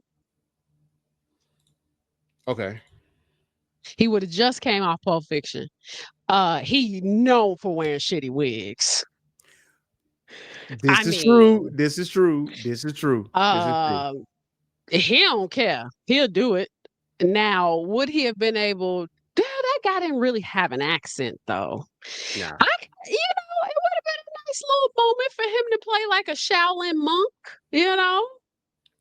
There've been a lot of Poised, There've been a lot of motherfuckers there. poised, calm, You are cool, not motherfucking ready collected. to fight Shang Tsung. You will motherfucking die. Been a totally different movie, but Yeah. he would have handled those comedic moments. He would. He would. He would have had them comedic moments. I think Sam Jackson would have pulled that off. I'm just saying. Not kind of wish for that. Like I wish they just. You know what? Now I hope they did a parody. Like you know what, Sam? Would you mind doing a parody of Mortal Kombat as you as Raiden? Like just take those lines and just do that. I just want to hear you just speak on that. That would have been. I'm not anti. I actually, if you think of him from Pulp Fiction, and even if we think of a movie that he's been in recently where and maybe I'm thinking of more so Lawrence Fishburne style of poise from Matrix, just calm. But if you think of a direction like Morpheus, I could see Samuel Jackson. I don't think we've ever seen Samuel Jackson like that, have No, I don't think we ever have. Damn, that's crazy. And you know what's funny? I think I saw something on TikTok where he was speaking on another actor told him, like older than him, like, once you find your spot, like you solidify that spot. That way you don't ever fizzle out because actors we? have a height and then they go down, and then there's a part of you that stays. So obviously he's staying because his Yeah. relationship with Quentin Tarantino. Oh, and then Yeah. you locked in Nick Fury, so you done. I mean, You- and he also, remember he was in The Incredibles randomly. He's been all over the place. Like Samuel Jackson is good forever. I think he's got relationships for a lifetime at this point, like yeah. with all different types of directors and producers. I think he's good. Shit like Good. that Amazon Echo I got in my kitchen. Sometimes I let it talk to Samuel Jackson. Like, hey, give me the recipes. Talk to Samuel Jackson. And he'll do it. Like he'll speak in his voice. How you make them pancakes? How you make pancakes? First off, you get buttermilk. Pancakes. I was like, yeah. Oh, that's right. The It's like I didn't know I needed to be told this like this, but I like right. it. Yeah, I mean, love me obviously, some Sam Jackson. Sam Jackson's a phenomenal actor, man. He So is. Reptile, like this is honestly this the first. I put it's the best fight in the movie. Yeah, I agree. I agree. I liked it. I liked it a lot. Yeah, but there is something I did feel was missing from this costume. Maybe like even just looking at this picture, because I'm like, his eyes feel innocent. Yeah, yeah, like a I'm like like, a we needed something. Maybe we needed some contacts. I don't know. We needed something because he just looks precious. Like he don't look like say look precious. Wait a minute, hold on, precious. Huh?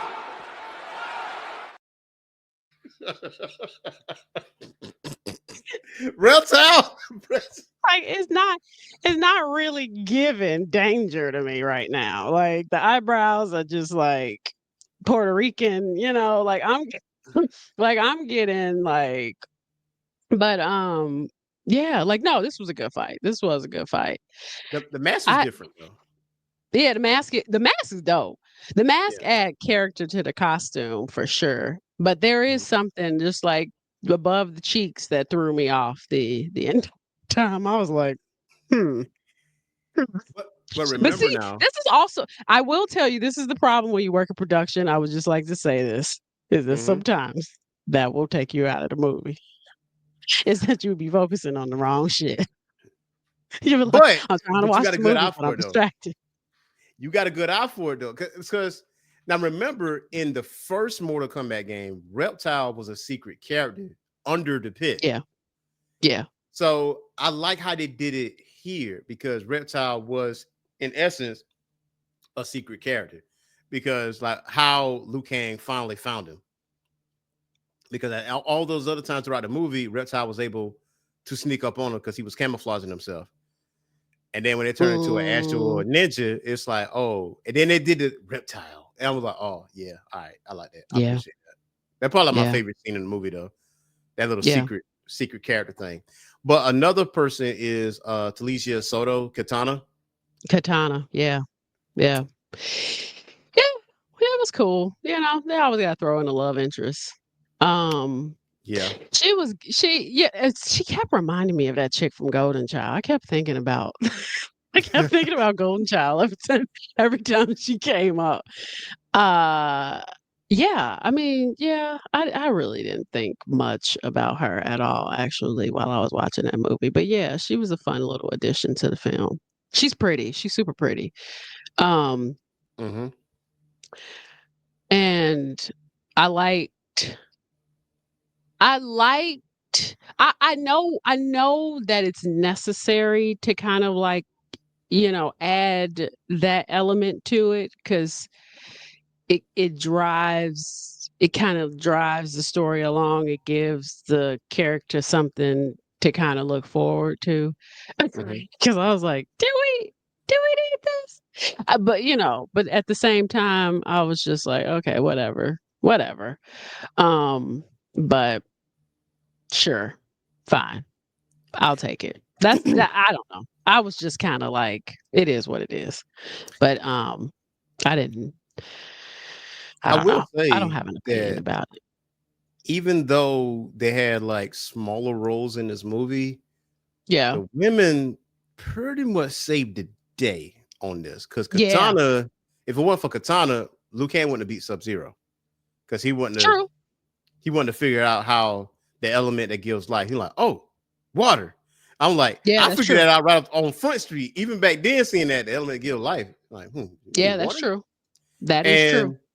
And like with Sonya, Sonya doing what she's doing as a strong female character, and she handling her demons without actually getting help, because she killed Kano without any assistance whatsoever. Sure. Absolutely. So, and she was also Absolutely. the driving force because she did not accept the challenge, because that's the only way Final Combat can actually be taking place. And she was smart enough Yes. to know, nah, I know what you're trying to do. I don't want it. Yeah. I just wait till the homies step in. Yep. Yep. That's true. That's Just 100% true. just train me up. I can see here and look attractive. Oh, look, it's Liu Kang here. You're gonna get your ass Oh, up. fantastic. Fantastic. Exactly. So Very true. Very true. She's like, I served my purpose. yeah, Yeah, for sure. I killed who I needed to kill. You do what you need to do. But I'll just my be work is him, done. be fine. Right. Yeah. If No. if No. if I had to change this movie though, I would make Kano being part of the fight of the final scene. Like Sonya Yes. fight Kano over here, and Mm-hmm. Shang Tsung and Liu Kang fighting over here. And okay, you want to, I mean, Johnny did what he needed to do. He already took out Goro. So it's like, Yes. you know what I mean? Yeah, we didn't really talk about Goro. I mean, I think it's dope. Goro was cool too because that character is complex. That was a practical character. That was not CGI. That was a puppet. That was a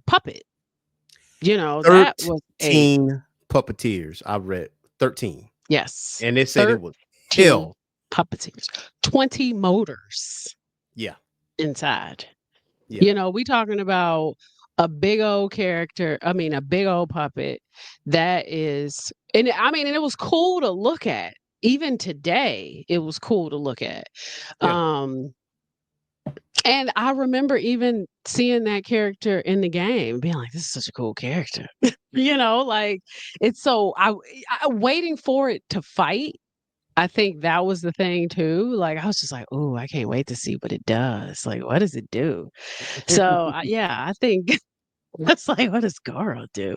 Yeah, no, I mean, I wasn't, you know, he immediately, huh? Hold on one second. In the pantry. I think that's the thing. Like immediately he does that thing. Oh, and the groin punch, which apparently was improvised. That was improvised? I thought it was part of the movie. I'm like, Yes. It was improvised during filming. It was improvised. so the split punch was not originally part of the script. Mm-hmm. Okay, clearly Linda Ashby was a student of the game, because there's no other way. Because it's like, you can't have Johnny Cage without the split punch. Like, you cannot do that. I mean, the fact that, and I'm talking about the groin punch when Goro gets. Oh, that's what I mean. Like the split punch, Yeah, because Johnny used to do that. He used to hit you in between the legs. But when it's yes, female, he yeah, kind of yeah. like hold his hands like that, because Yes, yeah. But the fact that they were like, I mean, and I just think that type of stuff, like with practical work, is so cool. That's what, like, even today, that's what made Christopher Nolan so dope, was that he wanted to do everything practically, because everybody wants to do everything with CGI. Yeah. Everybody wants to do everything. Oh, okay, we'll fix it in post. It's like, okay, yeah, you could fix it in post, but it's kind of dope, more dope when you just do it. I mean, isn't that what you pay all these people an hourly rate for? Yeah, It's for them to exactly. do it in real life. I mean, and that's also the creative part of it too, is to actually do it in real life. So anyway, I think Goro was the fun part to me. Yeah, and the I fact like that seeing it. and the fact that you wanted to see him because he was just sitting Mhm. on the throne and he was like, "Is it time? Yeah, it's Yeah, time. Cool. All right, exactly. my time to shine. I'm about to whoop ass right here." Exactly. Exactly. So yeah, So kudos to Mortal Kombat. my question is, because you said this on when a live panel, you like every film has undertones. Hmm. So what would you say the undertones or the messaging would be when it comes to Oh, Mortal Kombat? Mm, I mean, that's hard because I mean, Mortal Kombat's hard because too is based on a game. yeah. Um, I will say this, like, well, I will say this, like my mom, who who just came in a second ago, she was watching my dog. She she used to do the insurance for Midway. She used to do the underwriting for Midway games Wow. back in the day when they used to get all them damn lawsuits. Remember when Yes. More, everybody used to sue them. the Um, parents. every parent used to sue them for all, like she was in insurance before she was in film, and I think that what I used to always love about Mortal Kombat, because you know how I feel about freedom. What I always loved about Mortal Kombat was the ability to make, and I get it, it's gory. I get it. I get it. Should kids be playing stuff like this? I don't know. I don't know. I don't have kids, so I can't even speak on that. But at the same time, what I always thought was dope about those games was like the creativity, and this was a concept that I don't know what it was, like two guys just came up with and was like, we're going to incorporate these like Shaolin monks and, these gods and, this mythology around these characters. And we're going Yeah. to make it work and we're going to create these games behind it. And there's some cultural elements to it. And there's some social elements to it. There's going to be some American characters. There's going to be some characters from another world. And there's going to be, there's going to be Earth realm. There's going to be the metaphysical. And we're just going to put them all together and they're just going to fight each other. Yeah. Like, that's just it. I don't think it's more complex than that. Like even when I was watching a movie and I was like, oh, they're literally just fighting to save the Earth. Yeah. You know. That's it. And so to me, um is there any like deep undertones? I feel like when it's all said and done, we could possibly all come together to save this place maybe, but I don't even know if they were thinking about it like that. I just think Yeah. that they were just trying to make something cool and it just worked out, and and the makers of this film were just adapting off of what the original creators were doing. You see what I'm Yeah. saying? Like Yeah. I don't I don't think it was more complex than that, cuz I didn't even feel like that.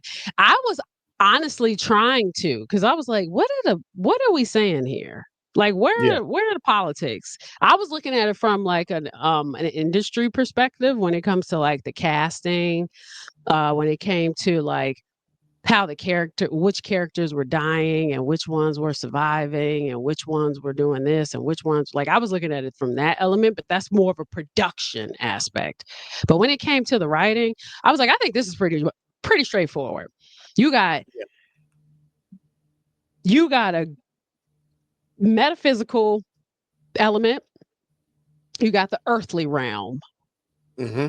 We need to make sure that Earth survives. Fight for it. Yeah. That's it. That's Mhm. great. Yeah, that's great. I was just in the same boat because I was like, because I thought about what you said, And the last live panel, I was like, okay, is every movie like this? I mean, all right, what am I missing with this one? Mm-hmm. And what I got out of that was, off my 15,000th time watching it, is you can't do it alone. You Yeah. can't do it alone.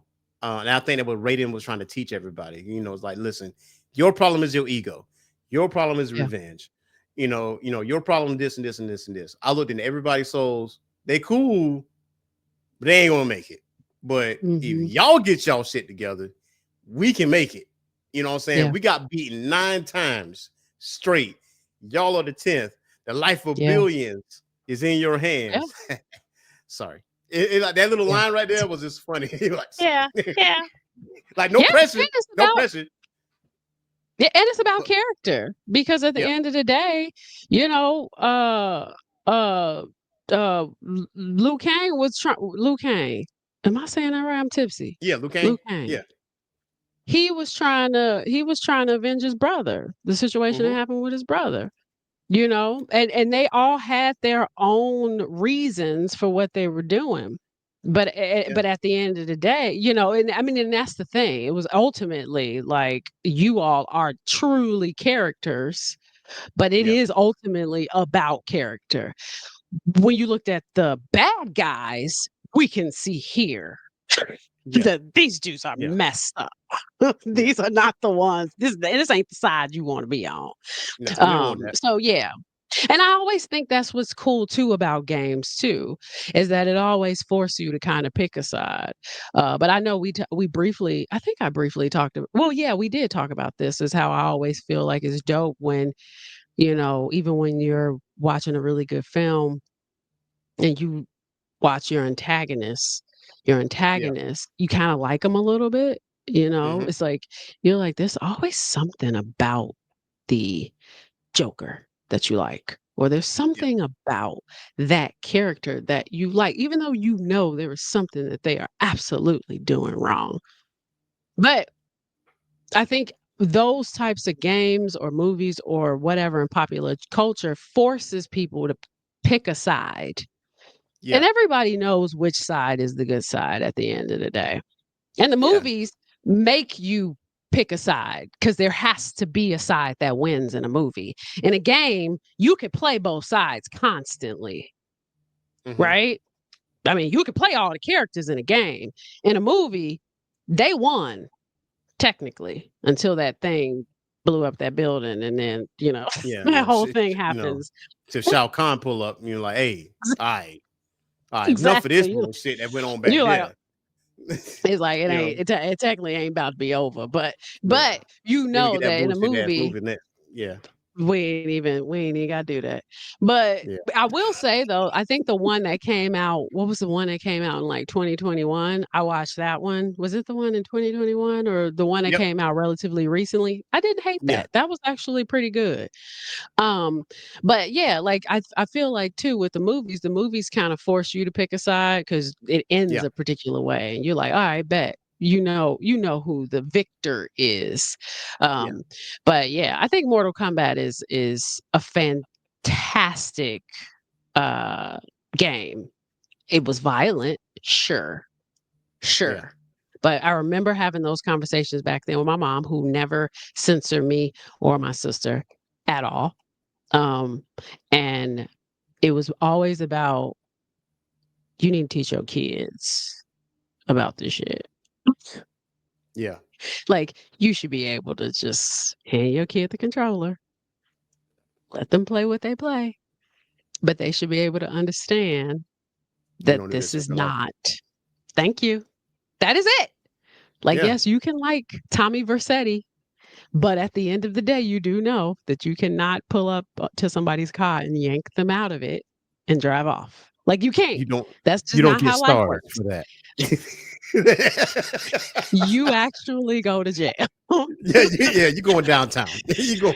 There is no up down life. There's no left, right, left. No, ain't no tank about to just come. Like, ain't no cheat codes. No, ain't no cheat codes. You going to jail. You going to jail. Now, I will say, the first person that learned that lesson in this movie is Johnny Cage. He's the loudest one in the room, and he's the first one to learn.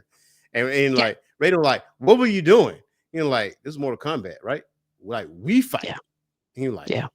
the first of them learned. So the first one was Johnny, the second one was Sonya because she didn't accept the challenge, and the last one was the most hard-headed one, was Liu Kang at the end of the day. Liu Kang. Yep. Yeah. Yep. So so Yep. so that's the only meanings we got out of this movie. But I mean, I call it a popcorn movie because that's a movie you can just sit and Yeah. eat popcorn and watch and just enjoy just for what it is. Yeah, it's Now, entertainment. very much so. Now, the next movie that we did watch was Jumping Jack Flash, 1986, right? Yeah. And so here's a thing, right? Whoopi Goldberg wasn't the original person for this movie. Mm, It was Shelley Long from that's Cheers. crazy. Yeah. That's crazy. But it says after some casting changes, Whoopi stepped in and redefined the part, making it her own. And apparently the set was chaotic because Penny Marshall later described the production as difficult because she had tensions between Whoopi Goldberg and the studio. So despite the chaos, they still made a successful movie. But from watching this movie again, Yeah. how did you feel about it overall? I love it every single time I watch it. I mean, Absolutely. I'd be interested too. I didn't read up on like what the beef was with the studio, but I would be interested to know. I probably bet that it was probably more so Penny Marshall. Only because I have the feeling that Penny Marshall's difficult as hell. But I will say that Whoopi Goldberg probably, because she would have come right off of Color Purple. Yes. She would have Yes. come right off of Color Purple. And watching this movie, I laughed so loud at so many freaking moments. Yeah. Well, first of all, love the song. Always love the song. Talk about I the listen opening to part. Rolling Stones. Oh, I mean, I just Oh, love the song anyway. yeah. Yeah, Jumpin' Jack Flash is my like literally like I like just playing a song in general, but also the opening and then too like this working woman vibe like that whole era of like women working 9 to 5, which was another movie that I used to watch a lot growing up as a kid. Seeing women in the office, Mhm. that was like new, I guess. I mean, at least for me, it felt new because I was a kid. I mean, I was born in '86, but by the time I saw that movie, I was really young. Yeah. And then, being an adult and seeing all of these really great comedic moments that are funny, that are also kind of like sexy, but then are also risque. That you're like, oh yeah, Whoopi. Yeah, these are really good. These are fun, especially for like her first leading role. Because Mhm. while we know she was in Color Purple, like Color Purple was such a dramatic film for her. Yeah. Like that was truly dramatic. Whoopi had been doing stand up with like Robin Williams and like Billy Crystal, and you know what I mean. Like she had been doing so much work, so much comedic work, that to go to drama, Steven Spielberg, and be with Danny Glover and all of these heavy hitters, Yeah. and then shift straight to Jumpin' Jack Flash, which is so Yeah. unserious. Very It's so much so. And it unserious. and you know what's something? It still shocks me that Steven Spielberg did Color Purple because you think a Yeah, black person did this.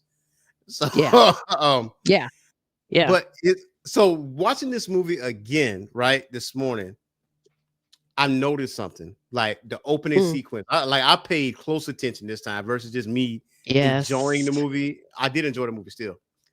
The Yeah. mystery books, the romance Hmm. book, at the open, like before they pan to her laying down and waking up and playing the music, she had a Yes. bunch of mystery books just sliding around, or spy books or whatever. So it's kind of like foreshadowing in a sense. And like this scene right here, she's the only one in the office that has a decorative desk Yep. and terminal. Yep. And I will say, you mentioned her apartment. Mhm. In addition to those books, what I noticed was her film posters because it reminded me of my apartment. She has film noir posters everywhere, including the ones that I have in mind, which was Metropolis, Mhm. Casablanca, Maltese Falcon. Like she had all of the film noir posters, movies that I love. They are dark, true crime, or not true crime, but crime, Yeah, yeah. spy, or detective. So you can tell she's inquisitive, she's investigative. You can already, like you're saying, it's kind of foreshadowing that she is the type of person, like she's kind of yearning for excitement. Yeah. She's yearning for something different, and she's also yearning for a relationship, love, something. and Yeah. and I think that's the part of it, because I was like, I got to the end of the movie, I was like, wait a minute now. You like hold up. You like hold up. Like, wait, I don't remember crying at the end. But yeah, like there were a couple of moments, like I was like, "Oh, crap," because I literally just pulled my Metropolis poster out of, I don't know if you've ever seen Metropolis. I haven't. It's a old silent film from the 1920s from Fritz Lang. Um, it's a great movie. I just pulled that poster out of my storage unit, literally just hung it up yesterday. So when it popped up on the screen watching this movie, I was like, oh my gosh, she got Metropolis hanging up in her apartment. That's crazy. Because when I watched this movie as a kid, I ain't watching Metropolis as a kid.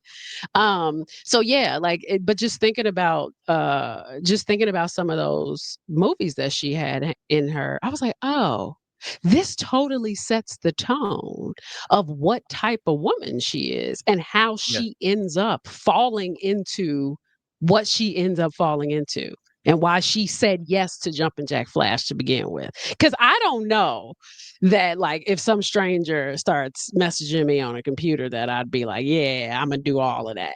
It's like, Yeah. I don't know. And see me, I'm a tech geek along with being like a not compared to you, a film geek. I'm low tier compared to your Oh, S tier. please. But so when I saw these old computer terminals, I like 80s technology too, because it's always Hmm, like hmm. gets me. It always grabs my attention. So she's like, typing on the computer and stuff like that. She is a hopeless romantic, but at the same Yeah. time, she does like crime mysteries and stuff like that. She like things that intrigue her. And like there's some Yeah. times that she came in there with the Walkman and stuff like that. I like old tech. So when I see her with that stuff, like I'm like glued in, I'm tied in. She's Yeah. also the go-to IT person where Yep. there's no IT person. And because especially when her coworkers like, hey, can you do this for me? Or I forgot the actress's name that was pregnant, but she's the one that always just a seat for her. Yeah. Yeah. And she's the morning person. I also catch that Hmm. too, because she woke up even though the heat is off in Yep. in New York. She don't have She a was bad fully attitude. dressed. She was fully clothed. She had on like a scarf. Mittens, bed shoes. Well, she took the bed shoes off, but she was fully clothed, like scarf and everything. Yeah. Like, yeah, I ain't Yeah. got no damn heat, but Yeah. I'm not gonna let that mess up my day. So, like, Yeah. she's listening to music. She's bopping down the street. She gets a new Yeah. rose every day. So, hence the Yep. hopeless romantic part. So, Yep. what was the movie she was watching when she was eating ice cream? I'm gonna ask you this. I'm gonna see if she knows this, because I feel like you do watch a lot of like older movies. What was she watching? Now I gotta think about that. I don't think it was Casablanca. I don't think that's what it No, was. it wasn't Casablanca. I can't remember the scene. I cannot remember the scene. I don't know. I don't remember what she was watching. Um, it was after Flash sent her a message and was like key code, right? And she watched the movie and she went to sleep and she couldn't sleep. And then she started playing Jumpin' Jack Flash by the Stones and she started writing her stuff down. She But before started she went to writing the bed, lyrics down. right, yeah. So before she went to sleep, she did watch a black and white movie. but it was a romantic movie because it ended in a kiss and her mouth was open, and she just was like Yes. engrossed into the movie. Yes. Dang, what was that? I cannot remember what movie that was. I I gotta, I can't gotta. remember the scene. I yes, please Google that. I cannot remember what movie that was. The Bridge of the River Kwai, 1957. Oh, I haven't seen that. Yeah, it's like a war Believe film. it I have not seen that. Yeah, I gotta look that up. yeah, right. That is one I have not seen. Who is in it? Let's say Terry's at home, relax, eating snacks. It says prisoners of war marching and whistling the famous Colonel Bogey March. Let's see who was in this movie.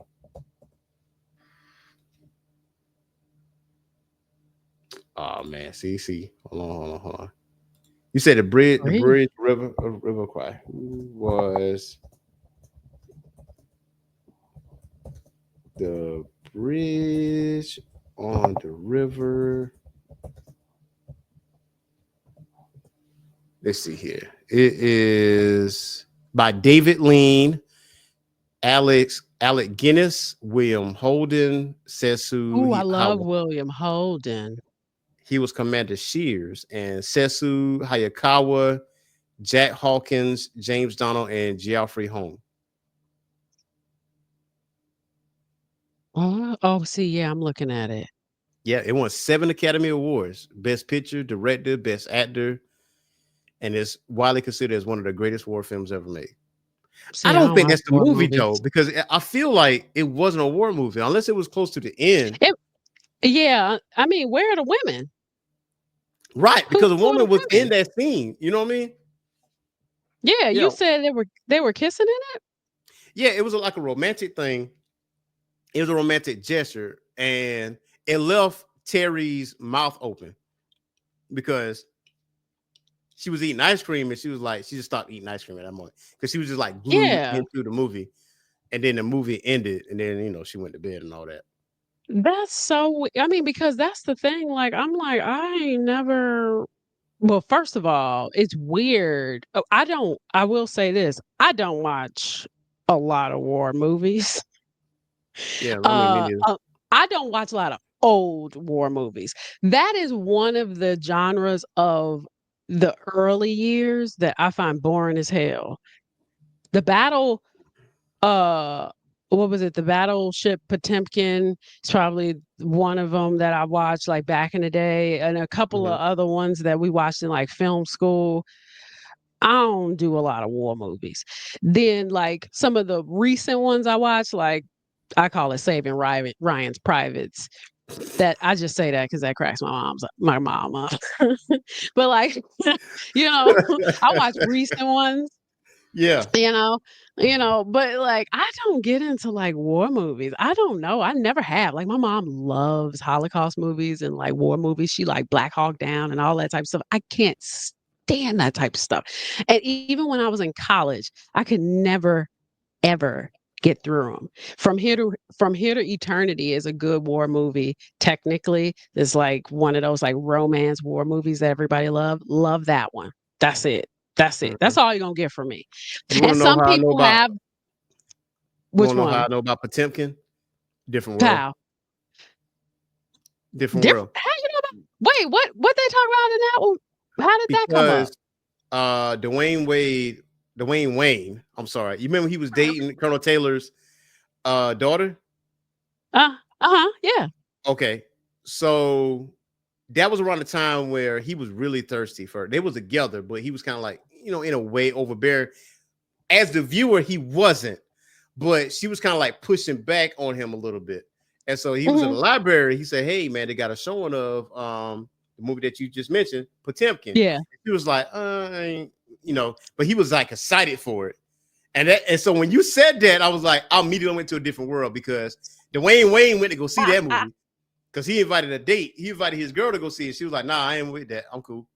And so That is hilarious. And that is how I it's remember. one of those and that is one of those movies, and I know this is way off topic, but that is one of those movies, if I'm not mistaken, there's this like really, really popular scene of this woman dropping this stroller down the steps. Like, well, Mhm. it's her baby's in this stroller. They Yeah. use this stroller scene in the movie Untouchables, and it's one of those, like, the Al Capone movie that they filmed here.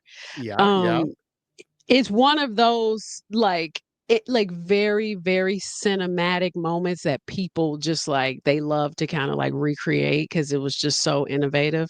And that was one of the reasons why we watched it in film school. But it is not one of those movies that I'm like, yeah, I'm gonna pop in Battleship Potential. Like, no, Yeah. no. Ain't nobody watching that. It's like no disrespect. Like no disrespect. But no. I don't watch a lot of war movies though. But yeah, I would have nenever known. And now I'm curious though, like what was she watching? Like what was Yeah. she watching? I don't think it was the bridge on the River Kwai though. But because it's like a love scene, and when it's saying like the main actors for it, but then you know what? It is back then though, because there Oh, were women that were at the forefront, but if it's a war movie, I don't think they would actually put them on the marquee.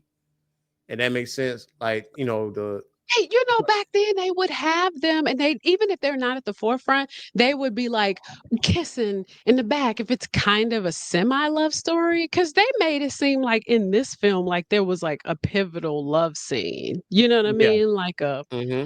So that's weird, but that's also weird that I can't even Google it and find it.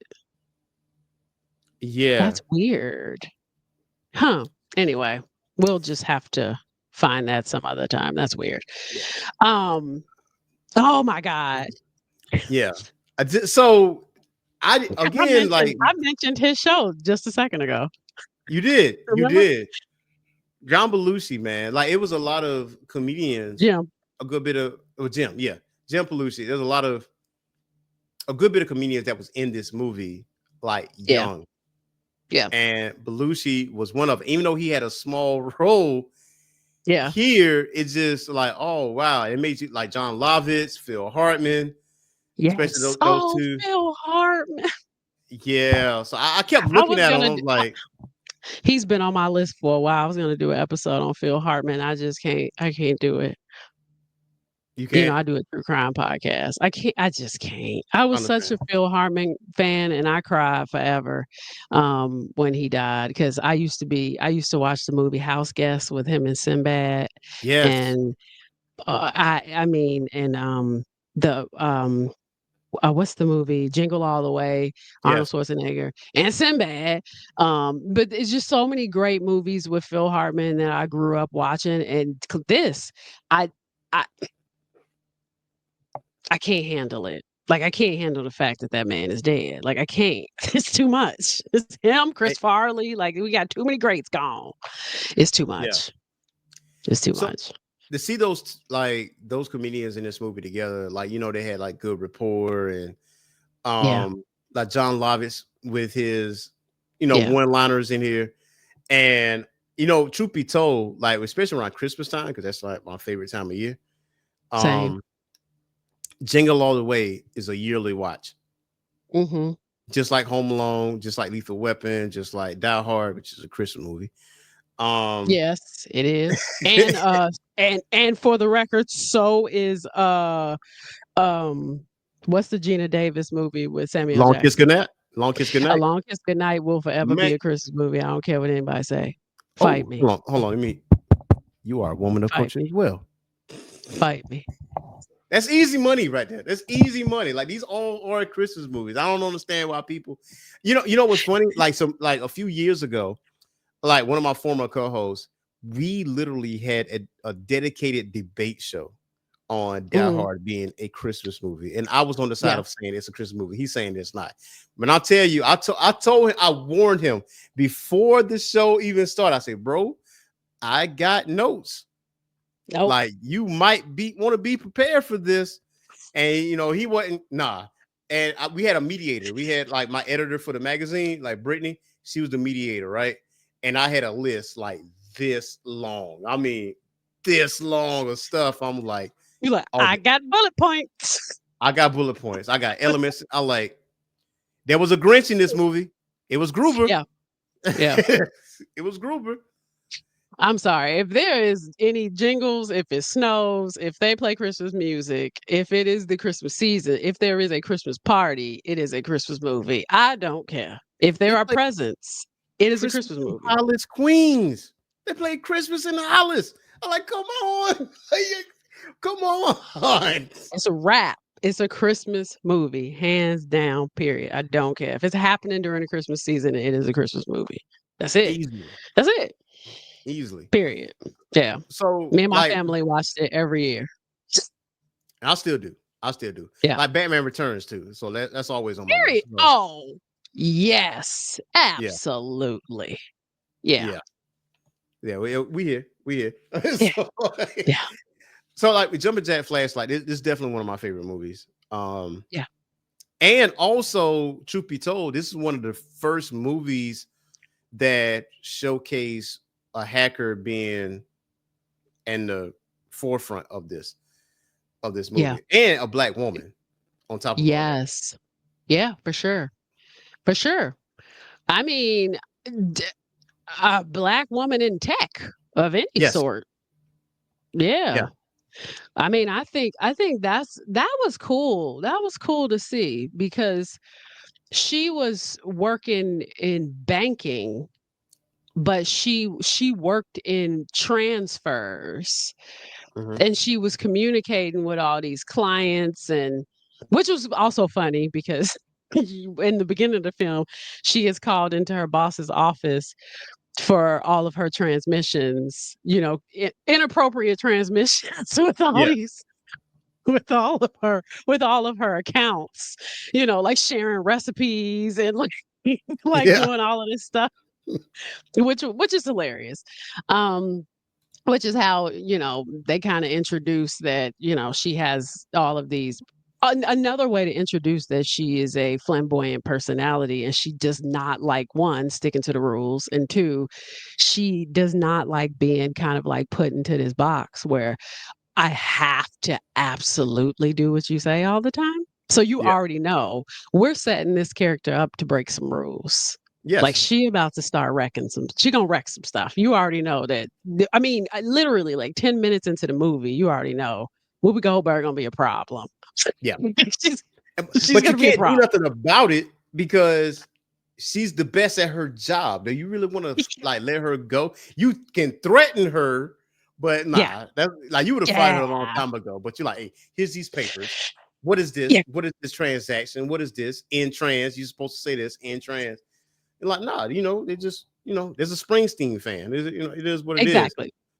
Exactly. And then Exactly. Flash was like, yeah, the pot roast was delicious, by the way. You're like, you been listening to my transmission?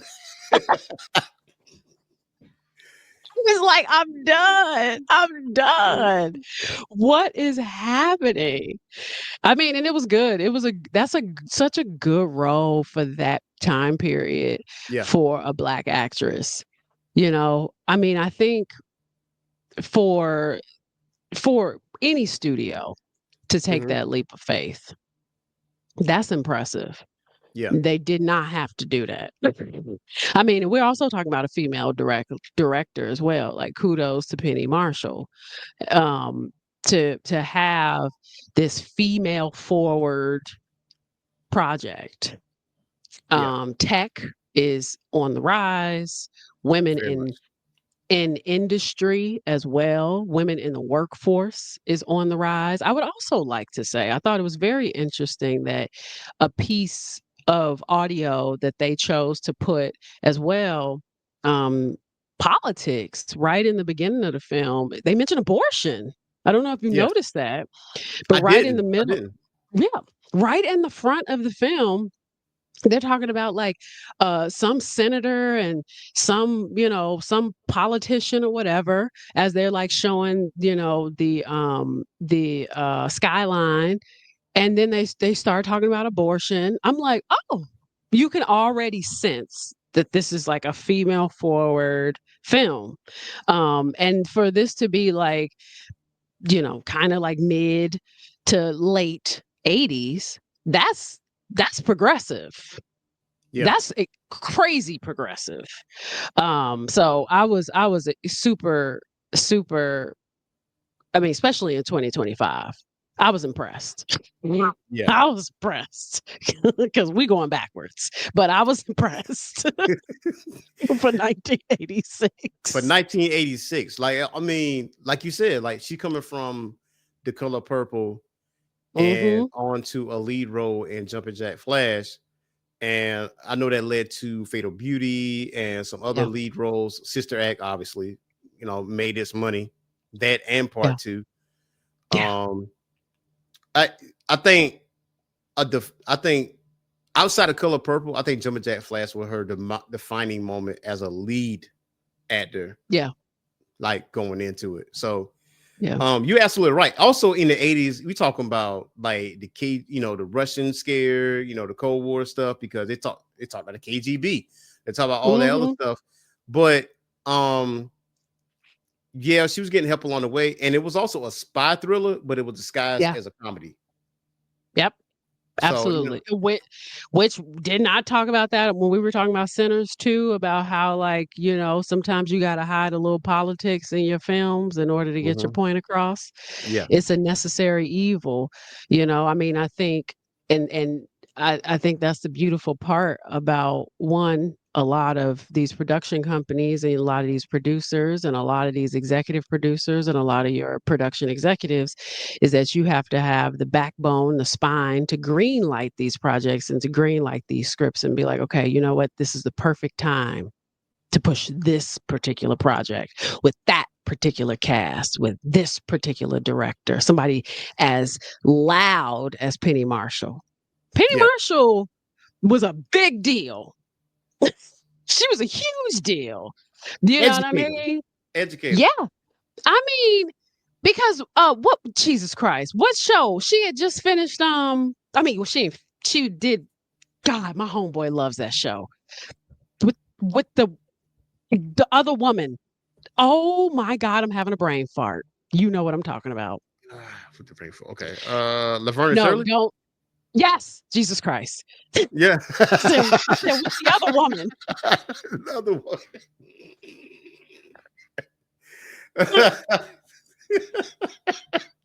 With So the who's other this? woman. The other woman. Oh my God, that was gonna annoy me.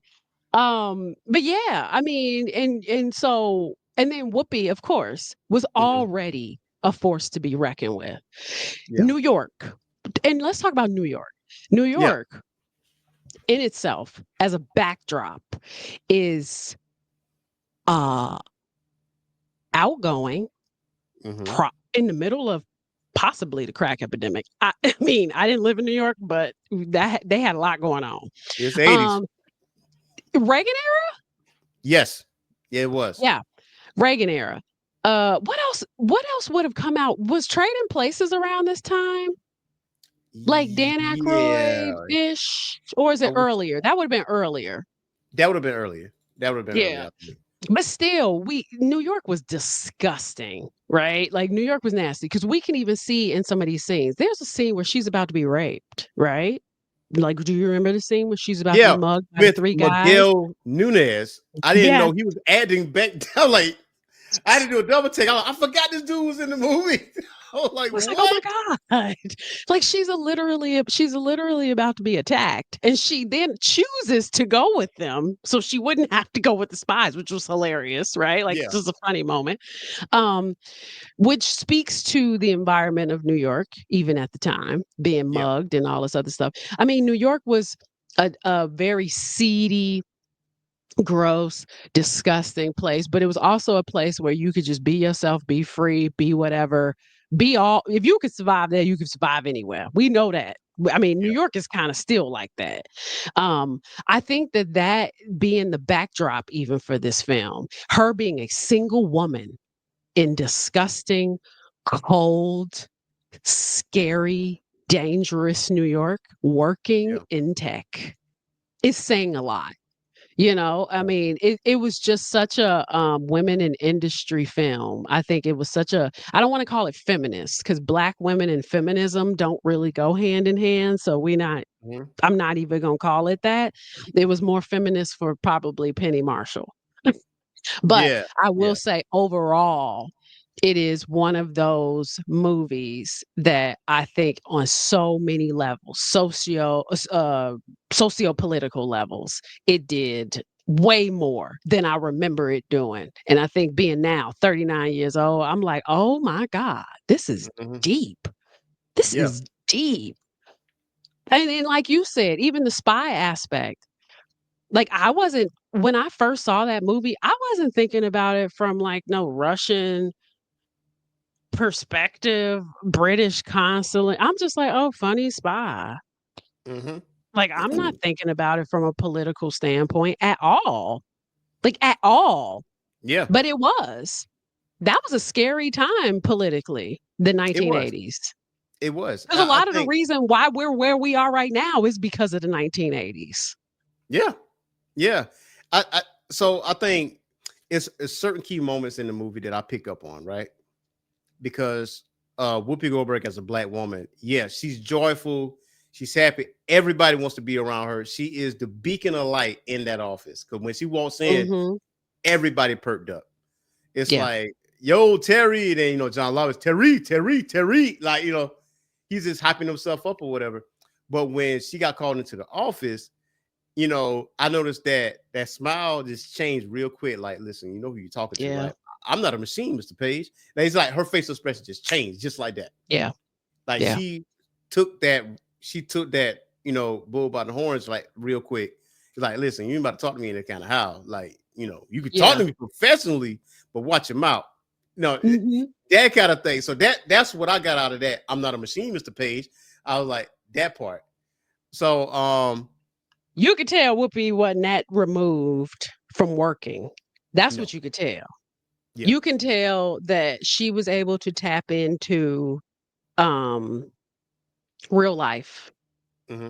what it's like, because culturally that's how we operate in that space. Just, I mean, because, and me and my mom have talked about this before too. When you are a black female in the office and people are used to you being the happy one, not even the happy one. I don't want to say that because makes you sound like the happy Negro. But when you're used to being the kind of like the cool one, or the one that, oh, you always play the music, people always have an expectation of like how you are. But then let's say that one day you ain't in the mood. Yeah. Oh my God, world on fire. Yeah. What's wrong with you? Can I not be in the mood? Can I not be on my period today? Can I not have a headache? Hmm. Can I not? Hmm.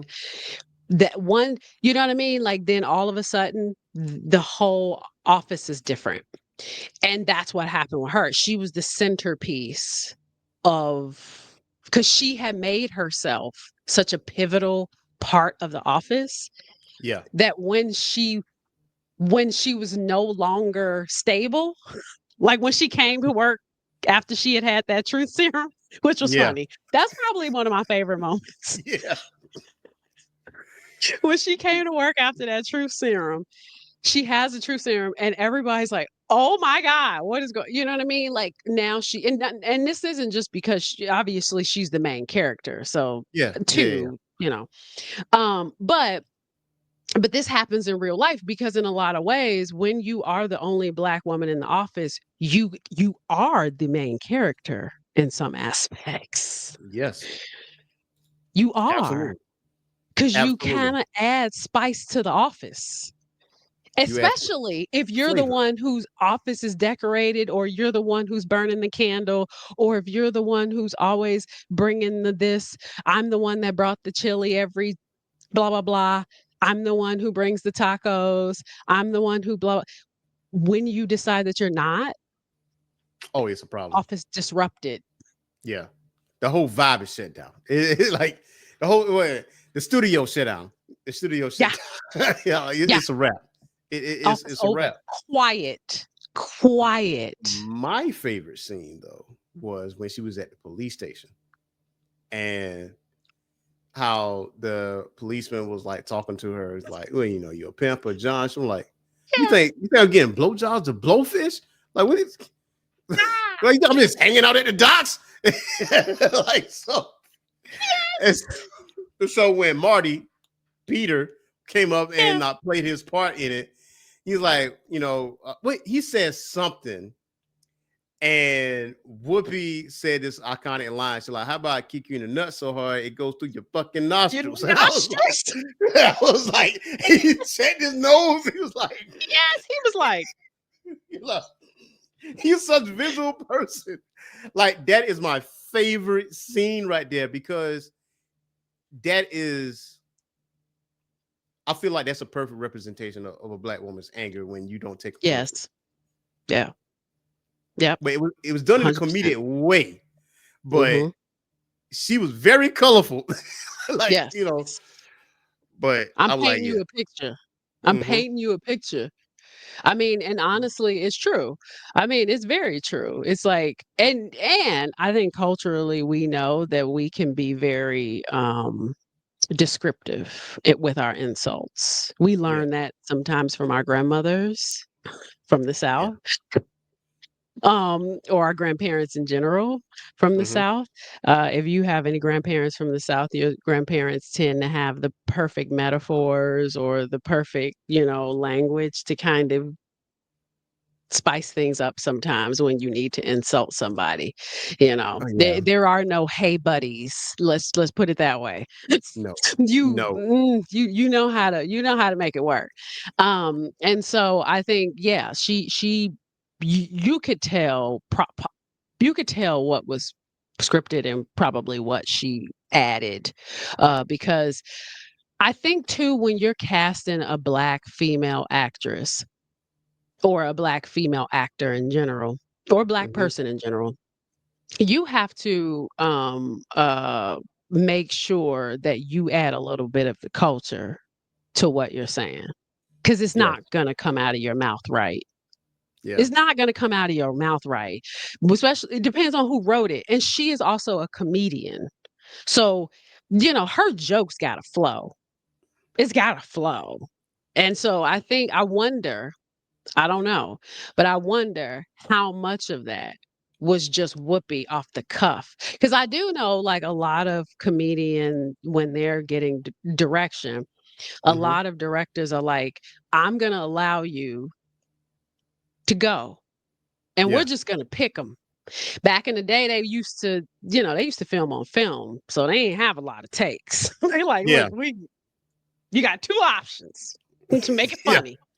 Yeah. Now we shooting digital. We can delete some stuff. But back then, it was like we filming on celluloid. We only got a few feet to work with. Yeah. But, I wonder how much and Penny Marshall, who was also a comedian herself, I wonder how much range she gave Whoopi to work with. And now I'm thinking about it, because you said there were some issues with the studio. I'm wondering if some, you know what I mean? If there was some issues with creative freedom here.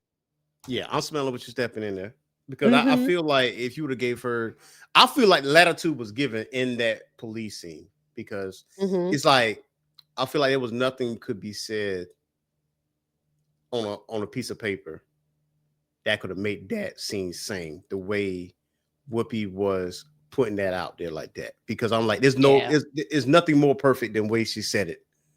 Because yes, now you talking about colorful. Yes, I'm in the South. My grandmother, God rest her soul. Yes. Yeah. Go to church all the time. She gonna make sure we go to church, right? tell you a story. So she always get like beans. So she's shelling beans. Like she always shell beans, put them in the bucket or whatever. And I was like the last of the grandkids to actually start doing that. So I caught the tail end of that. So I hasn't done it to the effect of everybody else before me. But anyway, she always sits at the end of the porch, at the end. It's all screened in and everything. She's selling beans. She's quiet as a church mouse. And this long dirt road. She can see the way she sits, she can see everybody that can turn into that dirt road. And off that long distance, she can tell who's turning in. And it was quiet one day, and she said, "Oh shit, it's Mr. Shit." That's what she said. I'm like, who? And it's just and he don't pass away too. Like, God rest his soul, like Mr. Freddie. She used to call him Mr. Shit.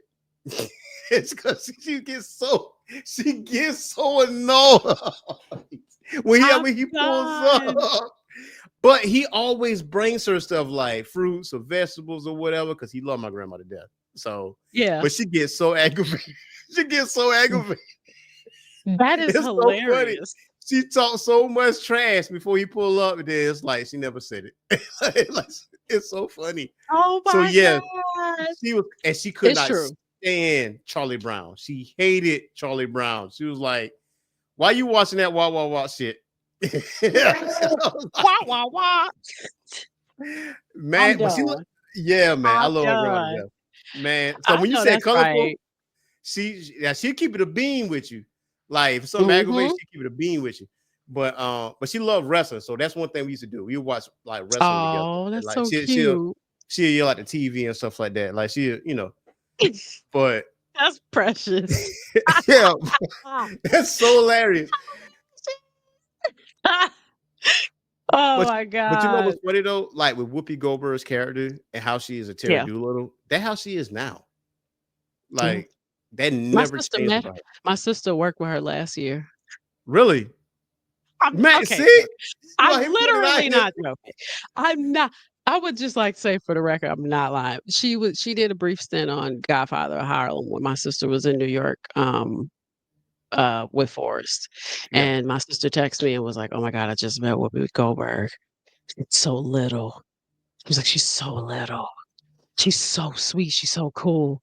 I was like, I would flip out. I was like, "You don't know the I was already flipping out about Forrest Whitaker. Like, I was like, Right. "That was enough. That Yeah. was enough." Um, but you hit me up and you say, "Whoopi, Yeah. what?" Yeah. Like, you know what I mean? Like, and it was brief. I think I didn't watch that season, so I didn't know what character she was playing. Mhm. But I don't remember what character she said she was playing, but she did a little brief stint on Godfather of Harlem. And Ooh. she who did you look it up? I'm gonna look at. Let me see. I'm looking. Well, you can go ahead. You can go ahead. And so yeah, my sister was like, yeah, she popped in and she was super sweet. She was very pretty. She was like, she's really pretty. She's really short. Um, and yeah, she really liked her. I don't think she dressed her though. I don't think she dressed her. How tall is she? She said, well, my sister, so I'm 5'9". My sister's like 5'8". And Okay. so she said I mean, she gotta be 5'6". I think she said she was like 5'6". Okay. Okay. So she says she's short. She says she's little. But she didn't say like little like in size, because she's old. She's an older lady now. But Miss uh, Willa. She was in 5 Miss episodes. She was Miss Willa, I wonder what character that is, like relative to Forrest. right. She was like 5 episodes, so she's been there for enough to play a certain type of role. I remember seeing her in Law and Order too. She was like a social worker Uh, in Law and Order. which one? Like one of the Um, old ones, one of the earlier season, like SVU. Yeah, okay, she yeah. was one of the social worker, but I think she ended up. Did she end up going to jail? No, she did. She had like this speech when she was on the stand, but everything that she was saying was like it was hitting it on the nose. Right? Mhm. I was like, it was kind of like Message. It was kind of like one of them situations. so, It's so first of all, who wasn't on Law and Order? I feel like everybody had yes, a start on Law everybody and was on Order. order. Look, I don't know one thing. Ice-T, you got a key to the kingdom right there. That man got perpetual money. You understand? Perpetual. Perpetual. Him and Mr. Wolf are besties. He ain't never gonna be unemployed. No, nah. Like movies. I don't movies. I don't need to do that. My movie was New Jack City. That's the best I can do for you. I'm gonna go ahead and do this Law and Order real fast. I'm good at this cop thing. Exactly. So yeah, when my sister said that, I mean, and I told my sister, I said, I know the universe has not blessed me with the privilege of meeting these people because the way I talk to you about movies, I know if I had met Whoopi, I would have went through her whole filmography in her face, and she would have been like, "Get this heifer out of my dressing room immediately." You don't know that. You don't know that. You don't know that. I mean, seriously, it would have just been my sister is like poised and professional enough to not mention it, but I would be able to be like, oh my God. Yeah. But yeah, I mean, and I don't usually fangirl, I'm just saying that, but at the same time, I'm like, even just talking about Jumpin' Jack Flash and watching it today, I'm like, damn, Kira met Whoopi. She met Whoopi. Yeah. See? But But yeah, Whoopi's ahead of her time though, because she's she like is. in the 80s. Like I can't think of another black woman that kind of like conquered the 80s the way she did. Because Yeah. she was almost in like everything. Oh, by the way, I got Eddie on the way from DVD. It's gonna be here probably tomorrow. Oh Or my God. yeah. And a movie poster. And a movie poster for another movie. Wow. Was Yeah. that one of those movies that's like not widely distributed and you had to pay like $40 for it on DVD? No. So when I DM'd you about Eddie, right? The minute I asked you that, I looked on Amazon again, and it just ended up being a DVD there for like Okay. $14 or Okay. something like Okay, that. I good. was like, cool. So I like, let me Okay, that get this works out. immediately. It's gonna be in my collection, and I'm probably gonna watch it the minute that it get here. So Yeah. there's that. Throwback. Yeah. Throwback. I So mean, she had a fantastic career. She yes. had a fantastic career. Mm-hmm. Now she richy stanky rich because her view money is crazy. I know it is. Man, Okay. we talking dumb money. Mm-hmm. Dumb money out here. Dumb money. Mm-hmm. Mm-hmm. So you ready for this question? Um, I was going. Oh, what you about to say? oh Well, crap. before that, Oh no. before this, what you about to say? I was about to say one of my favorite scenes in this movie too is when her dress gets caught in the shredder. I think that is the reason why I'm saying that too, because it is so comically sexy. I because one, I think that Whoopi Goldberg is gorgeous. I have Yes. always said this. I hate that people do not give her credit for her beauty. She is a beautiful woman, always has been. The fact that people because I'm saying this because for a long time, especially in that period, we were locked into certain beauty. Sharon Stone, Demi Moore, you know what I mean? Like there were Yeah. certain people, specifically white women, that we were locked into. And mind you, not saying they're not pretty, because they definitely are. You got people like Whoopi Goldberg, she was different looking. She Yeah. was not straight hair. She had locks, which was also very different. She Yes. was radical in that she was like, I'm not doing that. Yeah. I'm just not. Look at her wardrobe. She wore those yellow sneakers with that Yes. yellow scarf, that oversized wool coat. She was wearing sweats. Nothing about her was screaming sexy, right? But she had body. Like she had body. She was Yeah. small. Especially when she wore that dress. Yeah. Like, I mean, like later when we saw her and Sister Act, we saw it again. We were like, Whoopi had body, shoot. Yeah. And so when you saw her in the blue sequins dress and she it gets caught in the shredder and she's trying to like hold it up. It's gonna hold it up. Yeah. Let me tell you something. So when I first saw this movie, like way back when for the first time, I was like, am I about to see it? Like, is this about to happen? Right? This is about to happen real quick. And so in my mind, I was like, You need to get out your flesh.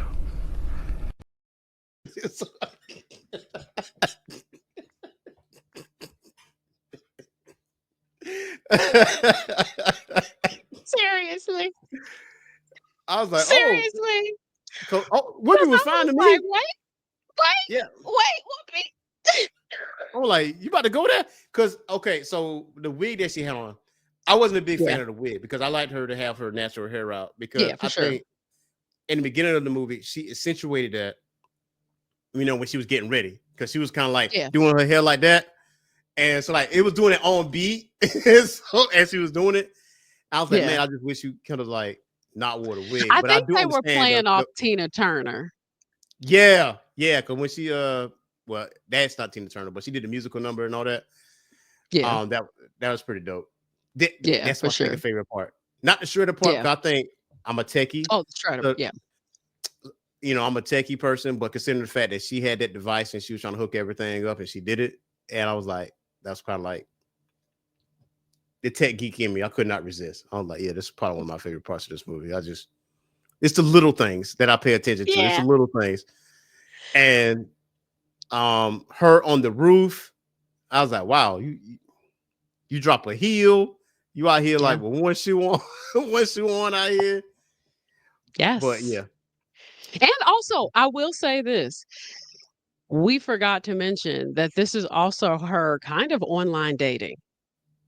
yeah, This is her yeah, online dating because by the time she gets to the end of the film, like, because what I find very interesting, me and one of my coworkers were talking about this in the office because I ran into an article about this woman who falls in love with Chat GPT, which I thought was it's very odd to think about, yeah, but it is. But it's also something that it doesn't it shouldn't surprise any of us. Like we've seen movies like Her with Joaquin Phoenix, right? Like movies where men fall in love with robots all the time, right? And it's ultimately you fall in love with a robot. But we've also seen time and time again where people fall in love with these online personas, catfishing.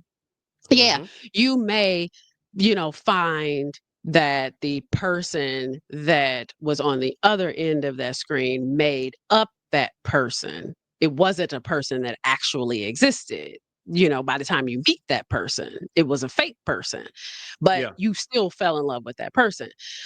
She ends up kind of just chatting with this person. It's kind of like Miss Lonely Hearts in a way. She ends up chatting with this person that she finds out that she likes. And by the time they are supposed to link up for dinner, she's like legitimately disappointed that he does not show up. yeah. Like, legitimately very disappointed. And so I'm like, so now, in addition to the tech part, this is almost like the person, because back then too, women used to meet men in the personals, and women used to write in the paper, and they were pen pals and all types of stuff back then. Like that's Yeah. not really unheard of to meet men in this way, but meeting men online was not a thing. I don't think, because And there was no wide use of computers. no, because I think, and I could be wrong with this. I think that bank had like the most up to date technology. Because, but I mean, even though with Terry's terminal, it was even a link to a Mhm. satellite. Sometimes you get the exercise lady on your screen on your screen.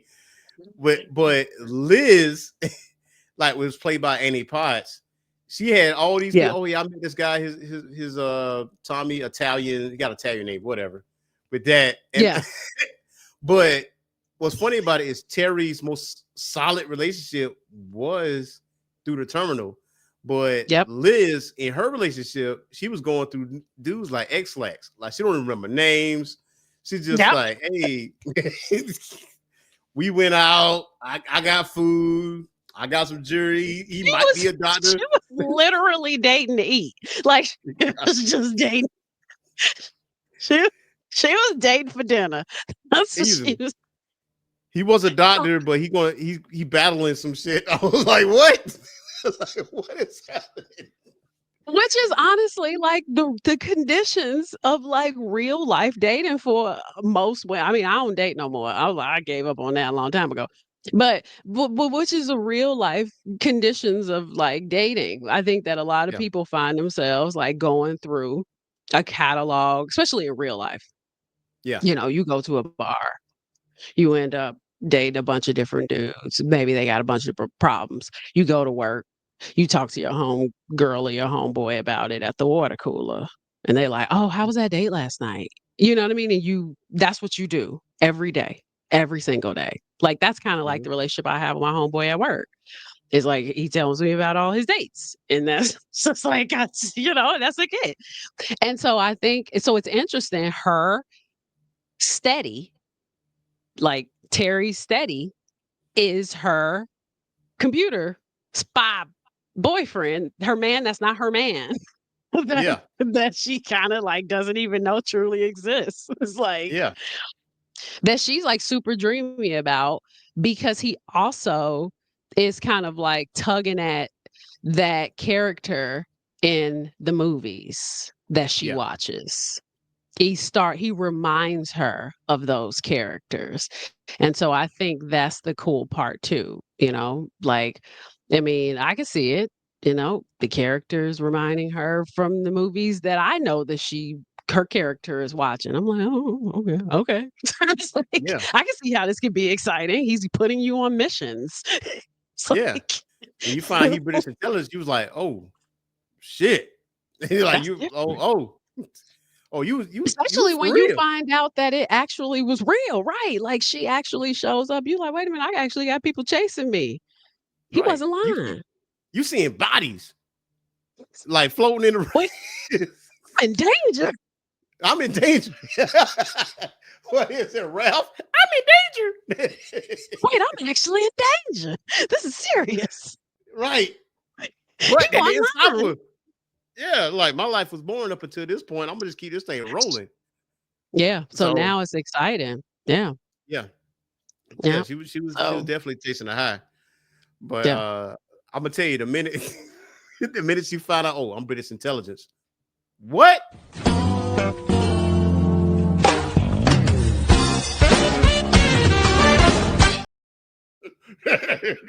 That's what that was. That's what that was.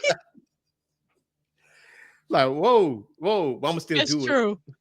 She was like, say less. Say less, 'Cause cuz. Like, I I mean mean, and that. that's the thing. She was like, I don't gotta sit here at this terminal. This is about to go down. You can Yeah. tell. She's a flamboyant, spicy character. She like, that's what I've been looking for. You know what I mean? She got Hmm. revved up. She got revved up. So yeah, that's dope. And then the fact that she meets him in the end, it was such a sweet moment. Yeah. Um, I was like, oh, Yeah. Yeah. That was definitely a good moment, man. Cause I didn't remember if he actually kissed her or well, Mhm. I know he like grabbed her by hand, like kissed her by hand, like they're about to go out, Yeah. do what they're gonna do. And Mr. Page, I guess, finally got real with himself because he lost his hair. So so now he's out here, now he's out here bald. He's like, hey Terry, you like, I'm shiny up here. You know what I mean? But Yeah, yeah, that was hilarious. yeah, that I'm was a good. telling you, the truth serum moment was just the best performance for me. Jesus Yeah, Christ. That was hilarious. absolutely, absolutely. And like the police are like, yeah, we about to book you. You 45. You want to book me? Like, nah, nah, we ain't doing that. Like, she was at a point like, listen, I done got shot at by KGB. I almost got my Yeah. fingers chopped off. Like, you are the least of my worries. Because if this man gets saved, I know I'm not getting arrested. So, Period. so I'm gonna Period. just go ahead and flip this police car over and get away with this real fast. You saw, man. So I mean, like, this movie is definitely ahead of its time, man. I think this Yeah, other outside of Color Purple, like this movie was a defining moment for her as a lead role actress, and she I completely agree. overtaken the '80s as an actor. And Mhm. I don't even know if Whoopi understands the impact that she had in the '80s. Like, she was like what Eddie Murphy was to males, she was definitely for women. Yeah. Like, Yeah. I mean, yeah. I don't know. I wonder if it just like happened so fast mhm, that she just probably didn't even notice. yeah, You know what I mean? Because it was so huge and it happens well, to me, it was so huge. And I mean, because then too, I mean, then Ghost in the 90s was Sister Act, Ghost, all of that. 2 star, it's like her career just kind of never it stopped eventually and then it picked back up, but like Yeah. it was just like, oh wow, you had like 15, 20 years of just like craziness. Yeah. You blinked and you were just working and then working and then working and then working. Like, did you actually sit down and be like, wow, I'm a beast? Yeah. And stop and appreciate what you've done, the things that you've Yeah. accomplished. Yeah. Because she set the tone. She definitely set the tone as far as, to me, as for like Black women actors. Because I can't think of anybody else in that time outside of her that was bigger than her. Yeah. Like, she definitely set the precedent out there.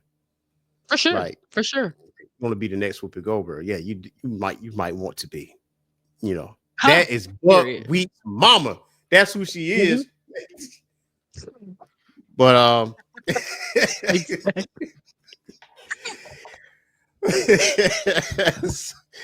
so now you ready for this question? Yes. What is this question? All right, right off the bat, boom. I need your top 10 movies. Oh Your top shit. 10 favorite. Aha! Yes! Yes, your top 10 favorite movies right off rip. Oh, now I can make it tough on you if you want it. What, make it 20? No. See, that wouldn't be tough though. Oh. That make it a lot easier. You gotta rank them. Oh my God. You saw the look on your like what? That was a delayed reaction, by the way. You know You what gotta would have been think about dope? that. I'm so mad at myself. Would have been dope is if I just lifted my phone like this and it was already written, but it's not. It's Mhm, not. It's not mhm. written. Okay. But you 10. did tell me to hold it. You did tell me to hold it. I was like, okay, I'm gonna hold it. Okay. And I know you're I'm gonna gonna start with, reciprocate this. So yeah, I definitely am. Oh God. And I wonder, because you're gonna judge me through all of these, because they're I gonna be would so not. old. They're I gonna be so promise you. old. I promise you I won't judge. All right, I'm gonna start with number one. The Ooh, number dang, you one is start a from the film. top. Yeah, I'm starting from the top because I know what the top is, because the top Okay. is literally the top. Okay. It's a film. It's a film called The Third Man. Um, it's my Okay. favorite film of all time. It's starring Joseph Cotton and Orson Welles. I will watch that movie anytime it comes on. Um, I absolutely love it. As a film noir film, please look it up. It is cinematic. It is beautiful. It is. That Uh, 1949, right? yeah. Mm-hmm. Mm-hmm. Yeah, see? See? Okay, that Third Man is my shit. Um, number two. Mm-hmm. Number two would be, um, I hate to make it another Orson Welles, but Give it to me. of course it's gonna be Citizen Kane because I love Citizen Kane. I got a copy of Citizen Kane almost in every room Okay. except this Damn. one. Okay. Okay, so number three is The Dark Knight, Christopher Nolan. Okay. Number four, excuse me. Number four would be, oh geez, this is so hard. Honestly, and I'm only putting this in because I just saw it. Okay. I'm gonna make it Sinners because it's new. I'm gonna just make Sinners 4 because I Okay. absolutely love Sinners. I think about that movie all the time. I'm gonna make Sinners 4. I'm gonna put Okay. Sinners in my top 10 now. 5 Understandable. is going to be a film called Strangers on the Train by Hitchcock. I think I've seen that. Strangers on the Train is phenomenal. Yeah. Number 6, Malcolm X, Spike Lee. Mm-hmm. Number 7, uh, Goodfellas, Martin Scorsese. Scorsese. Number Okay. number 8, Scarface, Brian De Want to play Palma. rough? Okay. Number 9, Do I have anything funny? I don't have anything funny. And what's Ooh, crazy is I'm a horror fanatic, and I don't have anything horror either. yeah. Number 9. Ooh, wow, how do you get to 9 and 10 and can't figure it out? Kind of like me when I was dealing with my 10. But I'll tell you what my story was after you finish. Imma make this number 9 only because now this movie is only number 9 because 'cause I've seen so many films since. This is the movie that made me want to get in the industry. Okay. But well, there's 2 movies that made me wanna get in the industry, and Imma just go ahead and make these both my number 9 and number 10 I'm listening. because they both made me wanna get in the industry at the same time. Want to get in the industry, so Imma just make them these 2. Okay. Nightmare Before Christmas Mm, is number 9. T mm, Nightmare Before Christmas is my shit. mm. Every single. That is I have been planning a Nightmare Before Christmas tattoo for 20 years, And you and I still don't have a haven't tat. got I cannot do it because it needs to be perfect, and until it Yeah. is perfected, it will not get done, and I won't get it. I'm just not gonna get it, That period. means Like, that and means it's never going to get done. it's not gonna get done. Like, if I Yeah. can't get anybody to design it exactly the way I want it, it's not gonna happen. And number 10 is Jurassic Park.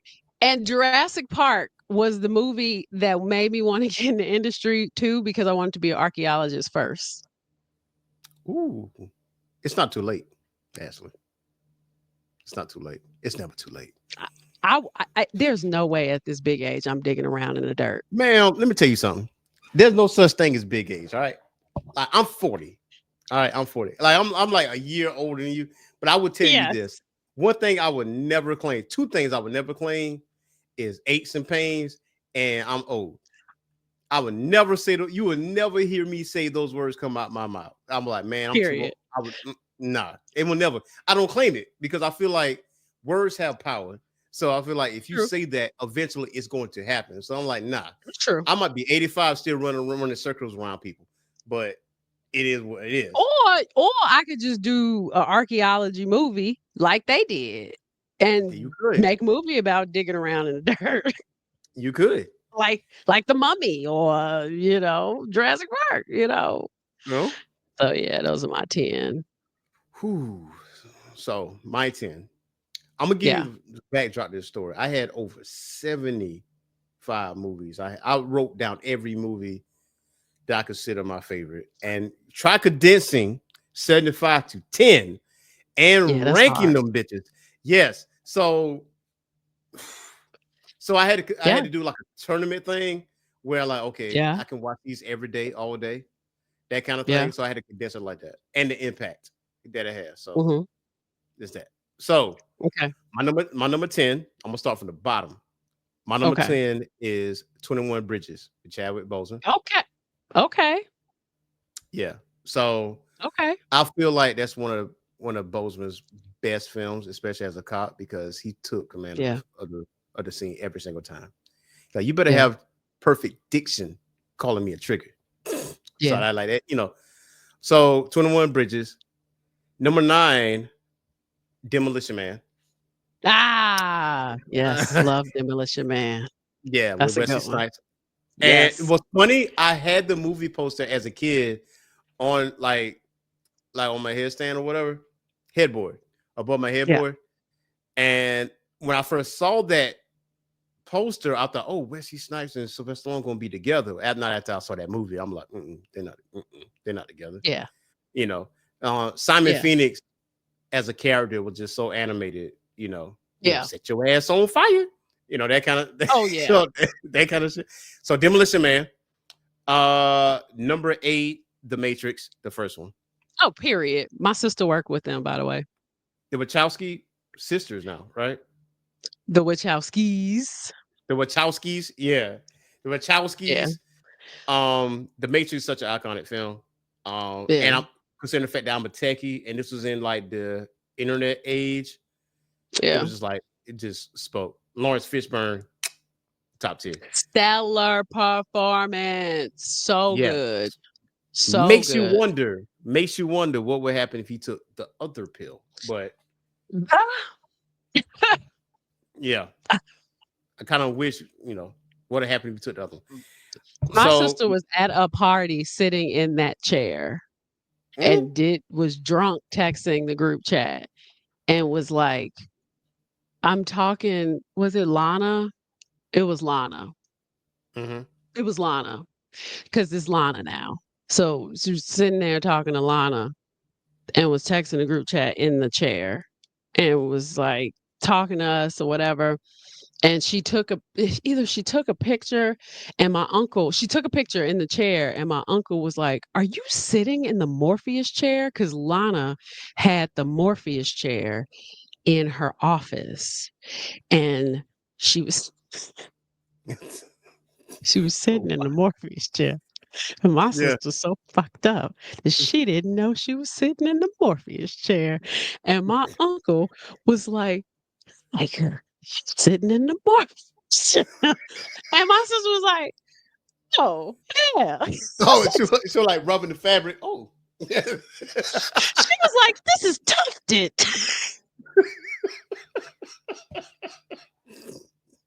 I said, you suck at this. Yeah. You really do suck at this. Oh my Like, God. I hate you. I hate you. I hate you. I hate you. I hate you. I hate you. With the Lana is sweet, passion. apparently. I hate my sister sometimes. I really do. Because he just I name know, dropped and for no reason. I Yeah, I told the woman to go over and there I'm yesterday. not doing it on purpose. She does it. She does it. Yeah, she just talking. Yeah, I'm just coming from the bar. I'm just in there drinking with Lana Whoopi Wachowski. and Nothing serious. yeah, not serious. Whatever. I'll see you in a Like minute. if you listen to my podcast, she was like, "Oh, that's my girl." You'll be like, "Oh no, that's nothing but the creator of the freaking Matrix. No big Where deal." was I during this time period? Like, can a sister get invited? You know what I'm saying? Like, that's I'm surprised you didn't spaz. You was like, It's like, you you doing know this what? again? Whatever.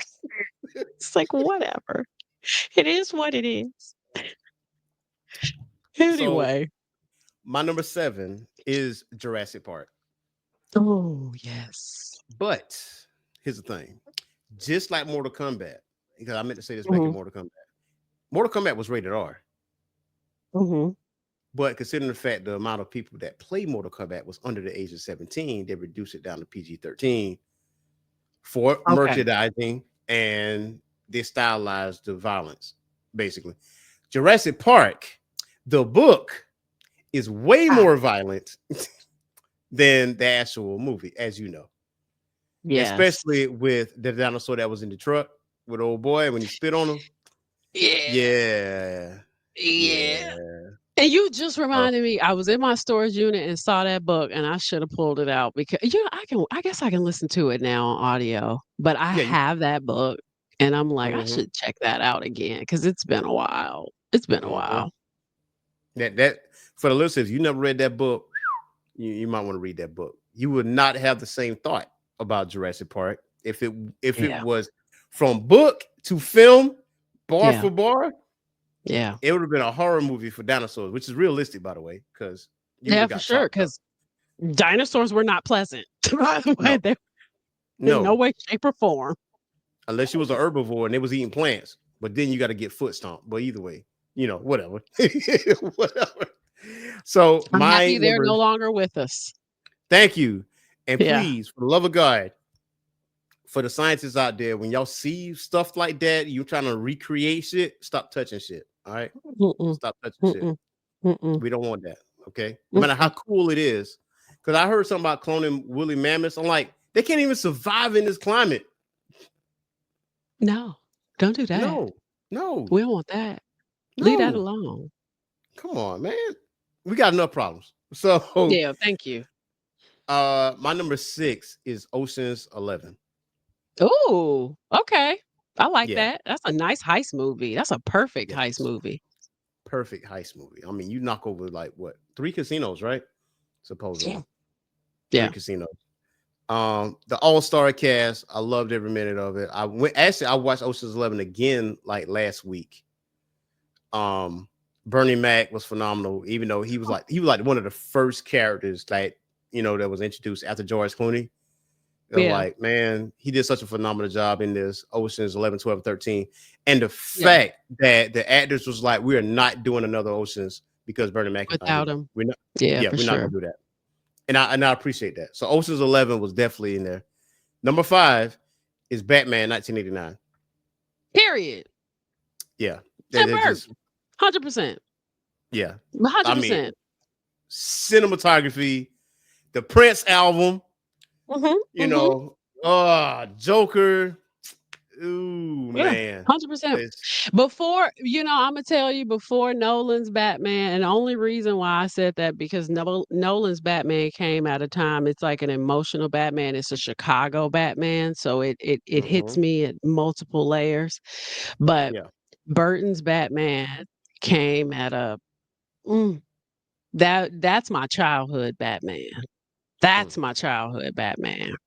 That one, Michael Keaton was a perfect Batman to me growing up. I was like, we don't need another one. Like, if he could have played all of them, I would have Yeah. been perfectly okay with that. You, Okay with that.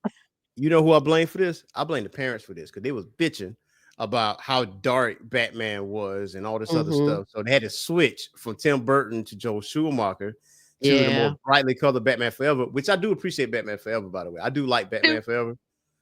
But Dislike, I own them. Batman and Robin too. I don't have a problem. I call those the toy Batmans. Those were the ones that like we trying to sell toys.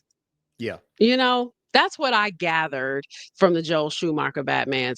I like the Jim Carrey vibe. I didn't dislike, Mr. Freeze was like, okay. I didn't dislike Poison Ivy.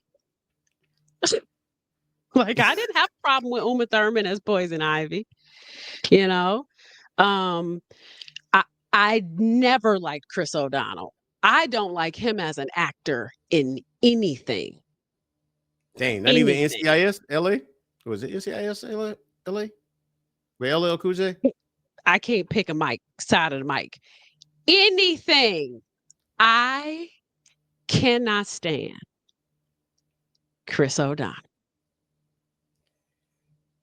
You know about Marlon Wayans, right? What about him? He's supposed to be Robin. He was casted as Robin. That's Matter of fact, weird. Yeah, I think he was supposed to be in Batman Returns, if I'm not mistaken. But he was already signed. I think he still get perpetual checks from whenever Batman Returns, like keep going. So he was supposed to be. Matter of fact, there's a Batman 89 comic book series, and there is a Black Robin, and I think that's supposed to be Marlon Wayans. I can almost guarantee you that Marlon Wayans get perpetual checks for Batman because he was supposed to be that guy. I know you heard that before. I feel like you heard this before. No, but also Really? I cannot see it at all. I can like Marlon Wayans. I will say this just real quick. I will say Marlon Wayans is a fantastic dramatic actor. Requiem for a Dream, and even seeing him in this trailer for the new Jordan Peele produced film. Absolutely. Oof. His dramatic performances, crazy town. Like he knows how to go there. And Bel Air. Yes. And I can honestly see him I can see Marlon Wayans playing the Riddler. Yeah, he is. And I did look it up. Robin? So he was originally cast for Batman Returns, but was cut during final screening. I can pull it up right here. There we go. And so, although he didn't appear in the movie, he was paid for his role, and he reportedly still received royalty checks for the character's absence. Oh. Yeah. Crazy, right? I didn't know that. So That's imagine really you. crazy. So imagine if you don't do any other movies, he's still getting the check Yeah. because Yeah, for sure. they're gonna play Batman and Robin. I mean not Batman and Robin. They're gonna play Batman Returns, especially during Yeah. Christmas or whatever. And it says Williams was reportedly paid $100,000 for his role and continued to receive royalty checks related to the character's absence. Which is Crazy. interesting. That's interesting. He hit a lick. That yeah, that worked out for sure. Mhm. That worked out. But I'm just trying to see him. I'm trying to see him in that. As Robin. So I can kind of see him as that because I've seen him in Dungeons and Dragons. Okay. Now I didn't see him in that. Yeah, I did see him in that. I think his character did well. It's cheesy, so I will say go. You know what? Yeah, go see it because his character. When I watched it for the first time, I was investing in his character because something happens to that character, and I got emotionally invested. And I'm like, oh, he could have definitely probably played Robin. But yeah, so now my number 5 was Batman '89. Always hold the fifth place. My number 4 is Teenage Mutant Ninja Turtles 2: Secret of the Ooze. Okay. Yeah. Okay. It was a heavy debate between. Is that the one they was dancing in the club? Ninja rap. Ninja. Yep, Okay.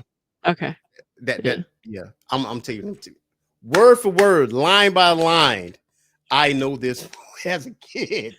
And then when they did the club scene when they was whooping ass in the club, I always rewind that to the point that it just walked in, and I used to like mimic all the movements, the martial arts moves, and everything. Right? And I was like, and I even know the runtime of this movie, 88 minutes. That's how locked in I was to this movie for whatever reason. But I do know one is better than two. That's not lost on me. Sure. That's not lost on me. One is better than two, for sure. Yeah. My number 3 is Back to the Future 2. 2. Yep, knew it. Yeah. Yeah. I mean, and here's the thing. I love 1 to death. But I think 2 is more entertaining. I find 1 to be beautiful. It sets up the story. It teaches us who the characters are. We know who Marty is. We know who George is. We know who everybody is. We know who Doc is. But then once we get to the future, that's when it gets fun. Yeah. And then he got to go back. Then he got to go back. Then you know what I mean? Like now we bouncing around. Now it's an adventure. It's a real adventure. I did like the first one. I love the first one. I mean, every time the first one comes on, I mean, every now and again, I'll just pop it in for no reason. But that third one though,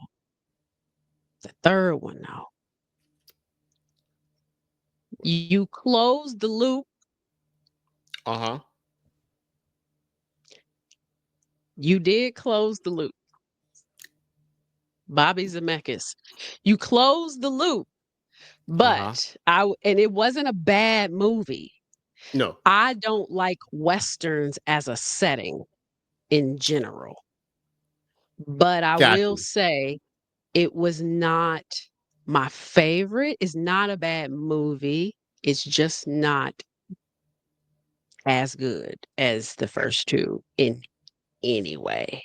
And they waited too long to do it, to me. See, I see you try to be politically correct. It's not a PC show, man. I know what you're trying to say. It's okay. It's okay. It's kind of like The Godfather. Like I explicitly say that I hate the third Godfather. Like I don't even care who feels. I think a lot of people do. About it. Like yeah, like I don't even. But like I don't completely hate the third Back to the Future. Like I don't completely hate it though. Yeah. Like it's just. It's like, did I want Doc to fall in love? Like, did I need that? Did I? Nah, but at the same time, though, I think it was a means to an end. You know, because Marty is moving on with his life, but you got Doc. It's like still alone. Yeah. You know what I mean? He's just with it. So I see why they want to close that gap. And I'm a sucker for time travel, but 2 is definitely my favorite. I know a guy that I used to work with. He makes vehicles out of. He made movie vehicles. He got the 1960 Batmobile from scratch, Ooh, inside and out. what? He got He got the Adam DeLorean. West? Yes, he got the Adam West joint. He got the DeLorean inside and out. Flux capacitor, hoverboard, the sports almanac. Whoa. It's drivable, and you know the black fins that's on the back. It blows out fog out the back because he got fire extinguishers locked into it. You can set No. the time, date, the year on the middle console. When I tell you two specs, like bar for bar. And What? he just did an 89 Batmobile. Shut up. Yes, he did an 89 Batmobile. That is crazy because he thinks for some reason I'm a welder because I'm like, no, I'm not a welder, but you know, yeah, those are 3 vehicles that he has. And he literally That's drove up crazy. in that DeLorean, and the way it lit up on the sides, 2 specs. Movie Not like he was about to go 88. Not like he easily. went 88 miles per hour lit up. Yes, Are you talking about yes. like The lights, all that. I'm not kidding, man. I was floored when I saw that. I was floored. And then when I was sitting in the car, it was playing the theme music from Back to the Future. Like I was there. that's crazy? Butterfly doors. That's a commitment. Jesus Yeah. Christ, that's crazy. Crazy. Okay. Kudos. Like shoot. That is my popcorn movie for sure. But I do have the collector's edition of Back to the Future. And I'm talking like 1, 2, 3, and the cartoon series of Back to the Future. Oh, in that, hello. yes, yeah. So it got like the director's book and some other like hidden gems and like director's notes, and each DVD has like behind the scenes outtakes, deleted scenes, or whatever. Like when I saw that on Amazon, snatch. I used to love that ride too at Disney at Universal. Man, That used see, to be people my don't know favorite about. ride. Look here. See, that's why I got this mug, this old Universal mug, because old Universal Mhm. Studios, like back in the late Yep. 90s, could not be touched. Could Yep. not be touched. Like MGM Studios too. MGM Studios used to kill Lord, it.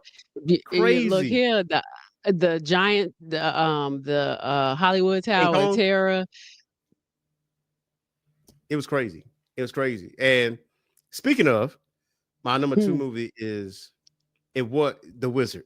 That is my movie. Got it. But the thing is, Universal Studios was featured very heavy close to the end of that movie. Because they went now I gotta watch it. Yeah, because they went to Universal Studios because that's where the tournament took place.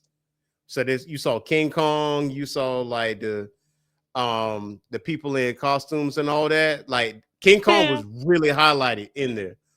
But That's funny. I have a picture of me and my sister in his hand. Remember, everybody could stop and take the picture with King Kong. You could stop, take the picture, and it looked like he was holding you, like he was in. Yeah. So, how far did you get in that movie on The Wizard? Oh my God. I got to when him and a kid was in a cave. I think it was literally, it was like, I think they had just ran away. I was like, oh my God. And then I kept having to keep restarting it. Like it was early. It was early. Yeah. So you was barely scratching the surface. Yeah. I rented it, so I'm going to watch it. Like I paid for it. So yeah, I'm gonna watch it. So I feel like it looks familiar though. It should. I feel like you probably have seen this because I think it showed it on Nickelodeon, but they edited it because it was some violence here and there. Like people got punched in the face, deservingly so. But you know, it's Nickelodeon. That boy can act too. I would just like to say Fred Savage was a phenomenal actor. I mean, even as a child, that boy was acting. He was acting. That scene with the dad at the table. I was just like, he killing it. I mean, Dad, would you listen to me? Yeah. And it was funny because I have like the Blu-ray and it got deleted scenes where it got a little bit more serious. There was some scenes that was a little bit more serious between Fred Savage and his big brother. And I think his big brother like sneaking off at night, and I think his big brother did get drunk because you remember when the dad was like, "Yeah, you drove the pickup, you was drunk." Yeah. They never showed that in the movie, but in the deleted scene, it showed him sneaking out and driving off with the truck and coming Oh, I back. see. You know what I mean? So, Yeah. but I'm gonna tell you, by the time you finish that movie, you will realize why his little brother is so quiet and Got why he keeps saying California. Okay. Okay. I'm gonna watch it. I'm gonna watch it. Yeah, you might. I don't know. You might cry or not, but you might get a little teary eyed. Dang. You might be like, Erskine was right. Shoot. like this mofo got me. He said it was good. It's actually good. It's actually... He got me, and I was like, "You're welcome." Yeah, I'm gonna watch it. I'm for real. I just knew I wasn't gonna watch it in time for your episode. I was like, oh shit. Nah. Because when you say it was boring, I was like, where you stop at? Like, where did you stop at? But I will say, like, when I tell you this story, Demolition Man, right? Demolition Man, I wanted it to stay so bad, but I put it with another an action movie, and I put it next to the Expendables 2. And I really love the Expendables 2 because it had everybody that I grew up watching on one movie, except for Wesley Snipes. He wasn't there. Yeah. And also that was like Chuck Norris's final movie too. Yeah. On top of all that, because he didn't, want to depict violence like that. Yeah. But Demolition Man was the better movie though. So I was like, sure. Let me put that there. Yeah. Yeah. I love Demolition Man. My number one is Meteor Man. Oh, I love Meteor Man. Okay, my aunt just met Robert Townsend 2 weeks ago. Yes. She literally texted us and was like, I just met Robert Townsend. And I was like, oh my God, that's so cool. I heard he's nice. I've never met him before. My sister hasn't met him, but she hasn't met him. But this was my aunt. She literally says she met him. I can't remember where she was at. She said, met Robert Townsend last night at the Scott Joplin Opera. Still cute as a button and very friendly. I told him he's great in The Bear. I don't watch The Bear. Do you watch The Bear? Yes, he is in The Bear. He plays the father of one of the cooks. Yeah, he said season 4 is going to be really good. She said, I didn't take a picture, but I did say, nice to meet you, Duck. She's talking about from 5 Heartbeats. And then he laughed, shook my hand a second time, though I'm sure he's been called that a million times. And then my sister said, oh, I heard Robert Townsend is very sweet. And that was the end of the text. Let me tell you something, Brittany. Your mission in life is to see Robert Townsend before your sister. That's your mission in life. Right? That's your mission in life. So listen, when y'all had that sit down conversation, I want you to be just as nonchalant about me, Robert Townsend. I'm like, yeah, me and Robert, we had coffee. You're like, Robert who? Oh, Townsend. But do you know? Oh, but I will say who I forgot I did have dinner with, and you gonna like this. Come on with it. What you got? Because it's Matrix related. Oh, wait. Actor, director, or Matrix 2. Matrix 2. Jada Pinkett? What? No. I would have told you that a long time ago. No, Harry Lennox. He was the black guy. The one that was big. I literally been to a party and went to dinner with Harry Lennox. Not as a date though. It wasn't a date. But I literally, and I was at dinner with him for hours. That dude is cool as hell. He's from Harry Lennox from Matrix Reloaded, right? Yeah, from Matrix Reloaded. He plays the Commander Locke. Man, look yeah! They squabbling out there now. Yeah.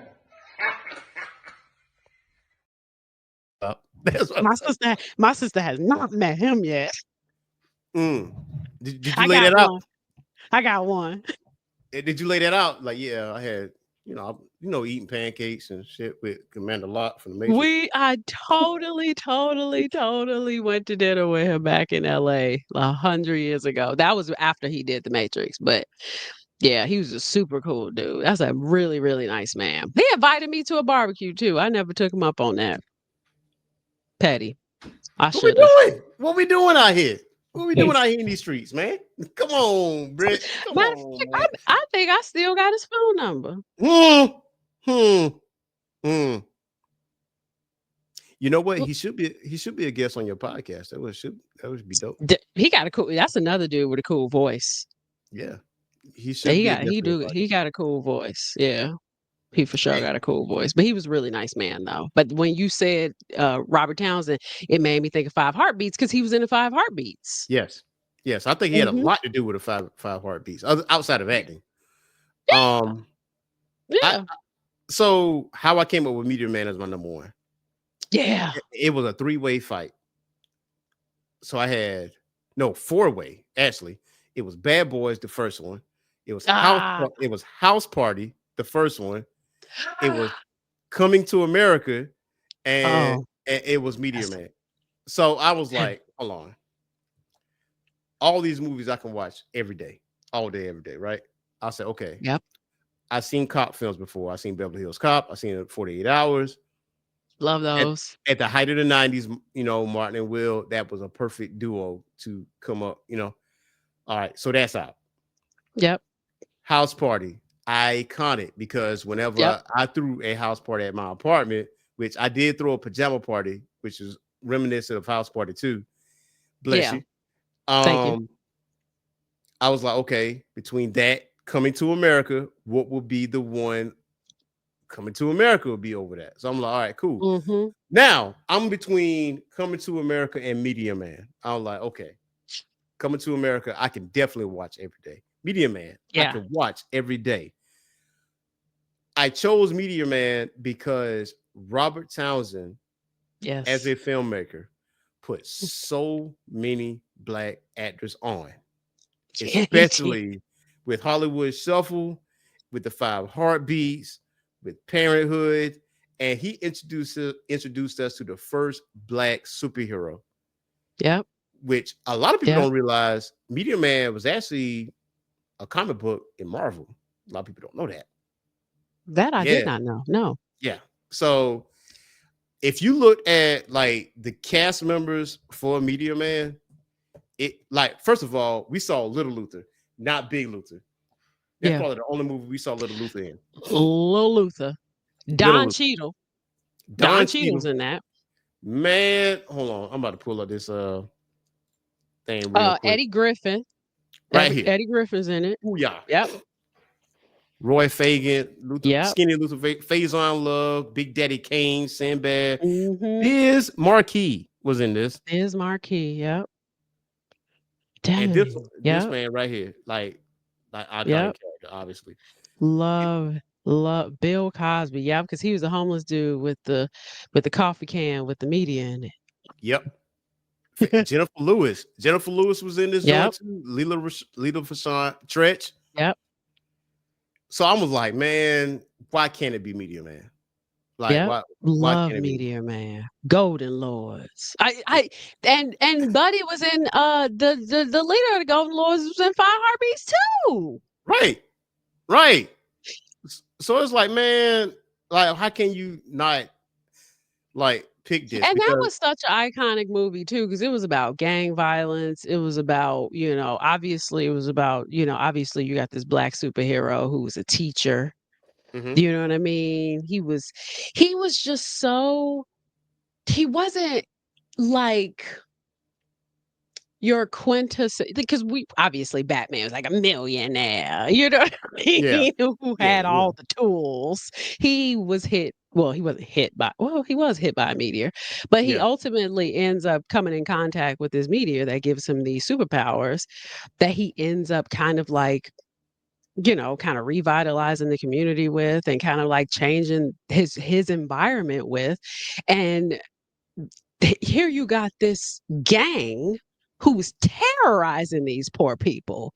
Yeah. Like even old people, which at the time was kind of like, I will say at the time, that was an absolute no-no. Like Yeah. these new gangs, That's a taboo. that was taboo. Like old people and kids and women, that was like, Yeah. I Off remember limits. watching Meteor Man being like, oh, these people are monsters. They even had the kids in there wearing gold hair. I was like, hey, man, hey, this is Yeah. diabolical work. Because what was that little boy group? It wasn't Another Bad Creation. It was the kids. It was a little R&B, not R&B. It was a little boy R&B group that he had casted in those roles. I'm trying to think. It wasn't Another Bad Creation. It was I'm surprised they didn't come up on that list that you just showed. It didn't. It It was was. that one. It was that one boy. He had that little blonde high top fade. They kind of look like black children of the corn when you think about it. Yeah, yeah, it did. Not by nature, Cypress Hill.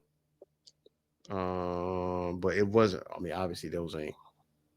Oh, the soundtrack too. The soundtrack is on YouTube. It's not on Spotify, but it's on YouTube. I listened to the Yes. soundtrack today as I was making this list. That soundtrack was fire, and I was like, Yes. and what's funny about it, I randomly ran across it on TikTok. Somebody was like playing the music and like, yeah, soundtrack for Meteor Man. I was like, what made you just think about that all of a sudden? I was like, so that made me dive down the rabbit hole.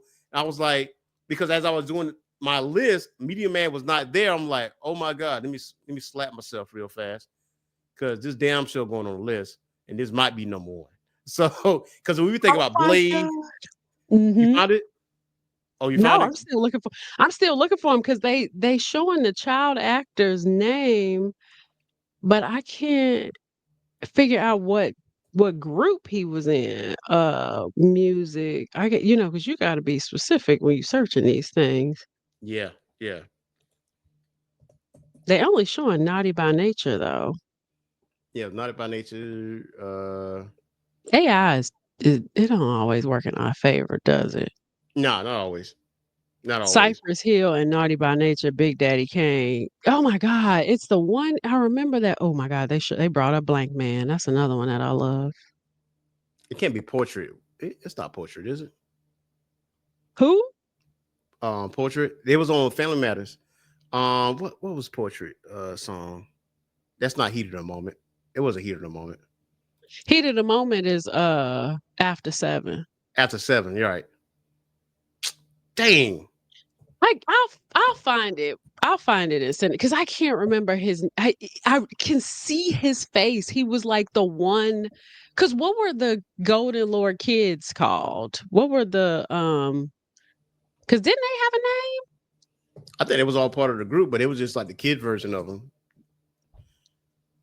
You couldn't hit the kids. I would have hit the kid. I ain't gonna hold you. Like They were awful. It's like fuck them kids. I'm like, hey, I'm gonna blow your ass away. I'm sorry. You ain't gonna die. Seriously. You just, blow your way to your parents, man, so they can whoop your ass. I'm sorry. Yeah, because one of the I see a little stock photo of them, but they not showing all of them. And one of those little boys, I remember from a little bitty from an R&B group, back in the day, but they're not showing where he was from. I'm gonna have to find it later. I think it's But another yeah, bad that is creation. okay. So I was right. It was another bad. Okay. Yeah, I think it's another bad creation. Yeah. That was that, but that movie is fire. That was another movie that I used to watch all the time. I used to watch Meteor Man constantly. I feel So like everybody that grew up at the same time watched the same movies. easily. Like, so here's the thing though. It's you can't find it anywhere on streaming. Like anywhere. Like that's the one movie I know for a fact. Not Amazon, not Fandango, which is formerly Voodoo, Yeah. Netflix, Hulu, Max, I own it, so YouTube. But you know how much that yeah. DVD? I'm gonna let you guess. I saw it on Amazon. How much you think that DVD is? Is it a $40 one? No. How much is it? It's higher than that? Yes. Okay, so it's not distributed anymore. That bitch 100. is $200 Oh, off the rip. That is the first thing I pull up. But on eBay though, it's 50. So I'm going on okay. eBay. I'm gonna take my Yeah. happy ass to eBay. That's what happened when I bought Bebe's Kid. Bebe's Kids, I spent $45 for Bebe's Kids in 2008 Mhm. because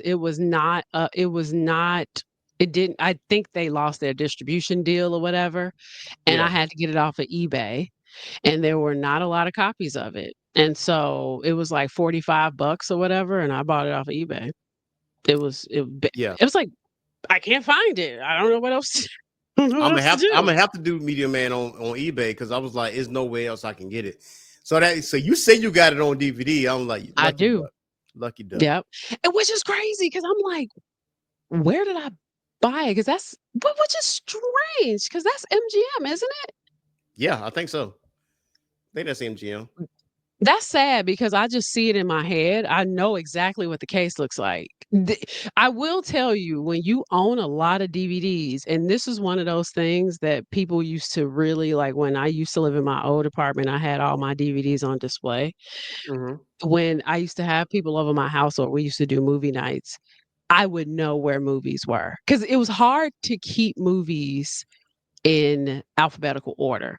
I used to try to keep them in alphabetical order, but then it got to a point where like I would know what the movies look like. So I would just be able to skim and then I go, oh, there it is. Because Mhm. I know what the case looks like. Yeah. And so as soon as you said Meteor Man, I was like, oh, yeah, it's a black and green case. He's standing on the cover like this. It says Meteor Man. It's MGM. I, I don't know why, but I Yeah. just knew it because I know my cases. So, And I don't, oh, by the way, that other thing, I got a Media Man poster along with that Eddie DVD. It's on the way. yeah, That'll be it. So that bit's gonna be that's right cool. there. That right wall right there. You gonna see Media Man just standing sitting That's right that's there. cool. That's the That's one cool. they got all the actors on the bottom, like and Yeah, all the guest stars on the bottom, and then just him yeah, standing on the top. But the DVD yeah, I saw with the black DVD that you're talking about, that just yeah. got Media Man on the bottom. So yeah, so I'm gonna have to bite the bullet and just go on eBay. $200. On Amazon, $200. 200. So I 200. probably got $10,000 worth of DVDs sitting in my storage unit right now. You just might. You just might. You might have some stuff that is out of print. And you go on eBay I, and I like, oh, you I want a have DVD? like Best Buy exclusives and stuff like Death Proof Planetara, like all of those like 10 case. You remember when they used to do the 10 cases DVDs with the aluminum cases? Like I Yep. got some of those. Like I got some of those like Best Buy exclusive. The one exclusive that I hate that I don't own is the Scarface briefcase. What? That so they in like 2000, I want to say 2004, 2005, they came out with a Scarface briefcase. It was like a cocaine it was like a cigar case. It was like a big old um and it had now while I have the collector's edition and it was the silver and black version of Scarface. I have Mhm. it. I don't have that one. I don't have Mm. that version. And it came out and I feel like they were selling it at Circuit City. I don't know if y'all had Circuit Cities. Oh yes. Um, Yeah. That was my but store. yeah, they were selling it at Circuit City and it had limited copies. At the time for me, because I think I was in high school, it was $50. And I was like, there's no way I'm spending 50. And I didn't get it. And it sold out. And then like now, I mean, I haven't looked. I could probably get it now. I haven't even. I'm thinking about it now. But Mhm. that's the one limited edition thing that I'm like, damn, why didn't I get that Scarface? The cigar thing, the thing he kept his cocaine in. You Yeah. know? I Oh, mean, I'm about to put you it, on real quick because I know I'm gonna cop hmm. this too. They got Media Man hoodies, so if you wanna Oh, get your hand on that right there, wow, you might yeah, want that's to. dope. Yeah, that's pretty cool. I may have that. That's about as much as the damn DVD on True. eBay. But that right there, Now that that is Joker, insane. yes, insane. That's the one I got. That's what I got. That's the That one is you the got? copy I have. Yeah. Yep. I'm like, son of a. That's crazy. And it is MGM. Yes, it is. But I got that poster though. That's the best I could do right now. That's the best I can do. That is insane. What's Yeah. crazy too, that I'm like 200 is very specific. Yes. Like to Like, the why? letter. To the letter. It's no 299. No, it's 200 even, my boy. Oh, you're gonna get taxed. Why? You're gonna get taxed. Why? Are we talking tariffs? Are we importing this from another country? What is happening? Got to be, Britt. Got to be, because I'm confused. but then again, like I said, the DVD could be out of print. You know what I mean? So it could be one of them rare situations. So I need to get my hands on that, because eBay, I might have to go ahead and pay the $5. Yeah, I ain't spending I would 200. do it. I ain't spending 200, but I'm gonna have to pay $5. I mean, honestly, you may be able to catch that somewhere used too, like a no, well, obviously eBay, but you could probably catch that in a store somewhere used. I sometimes go to the Goodwill, because Goodwill stores be having DVDs. But you may not find Meteor Man specifically all the time at Goodwill, but you can find Meteor Man at record stores, because I hate to say it like this, but people die. And and Do you?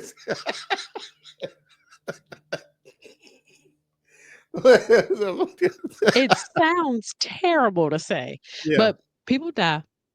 And people, and people's loved ones don't be thinking, and they be like, "Oh, just get rid of Frank's DVDs," and they toss Frank's DVDs and they send him off somewhere, his records, and they end up at Reckless Records, or somebody's record store somewhere. And sometimes you go through somebody's used DVD section, and you're like, "Here's Media Man right here for $25." That is a good idea, because it's two record stores. It's two record stores here in Columbia, right? There's Scratch and Spin. And there's another little spot too. So I'm gonna go there, and I'm gonna go see if I can find it. If I find it there, then I'm Gucci. But if I don't find it there, or the other record store I want to go to, then all right. Get it on At eBay. that point, I'm gonna do the eBay thing. So that's my quest for. And as I'm driving on this quest to go find Meteor Man, I'm gonna listen to the soundtrack. Get myself. There you go. Get myself in the mode of it, man. Exactly. But check it, guys. It's a pleasure having you here, Britt. Thank you. And now this is StreamYard, so you got a private message, so it ain't gonna cut us off. But that's cool. When we end the show. But obviously this ain't the last time you're gonna be here. Of course. So I shoot you an idea for how you can, do your thing as far as movies is concerned. Hopefully you pick up on that. Now, if you don't want to do it, then you can always be a guest on the show, and Yes. That is a shameless plug right there, and I have no shame, for sure, no shame whatsoever, man. But, for the listeners out there, I hope you guys got all the knowledge you could out of Britt's area of expertise in film and doing shows, and her analysis on the two movies, Mortal Kombat and Jumpin' Jack Flash. You got anything for the listeners out there? Keep hope alive. And go.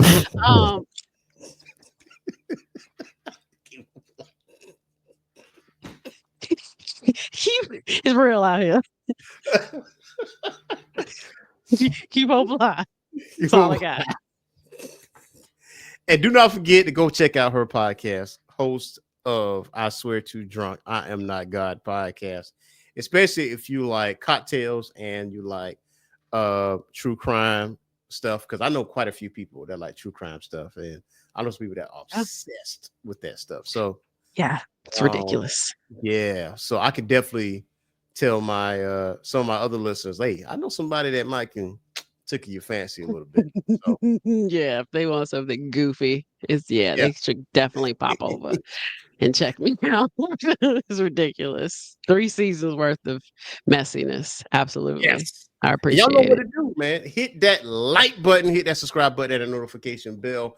Obviously, if you are a subscriber to our Patreon, you get access to shows like this one before it airs on YouTube, because this is going on Patreon first for a little minute before it goes on YouTube. So for the people that subscribe to the Patreon, yeah, y'all got first access to this and all this goodness, unedited too, by the way. So until next time, until next time, y'all. Peace. Bye.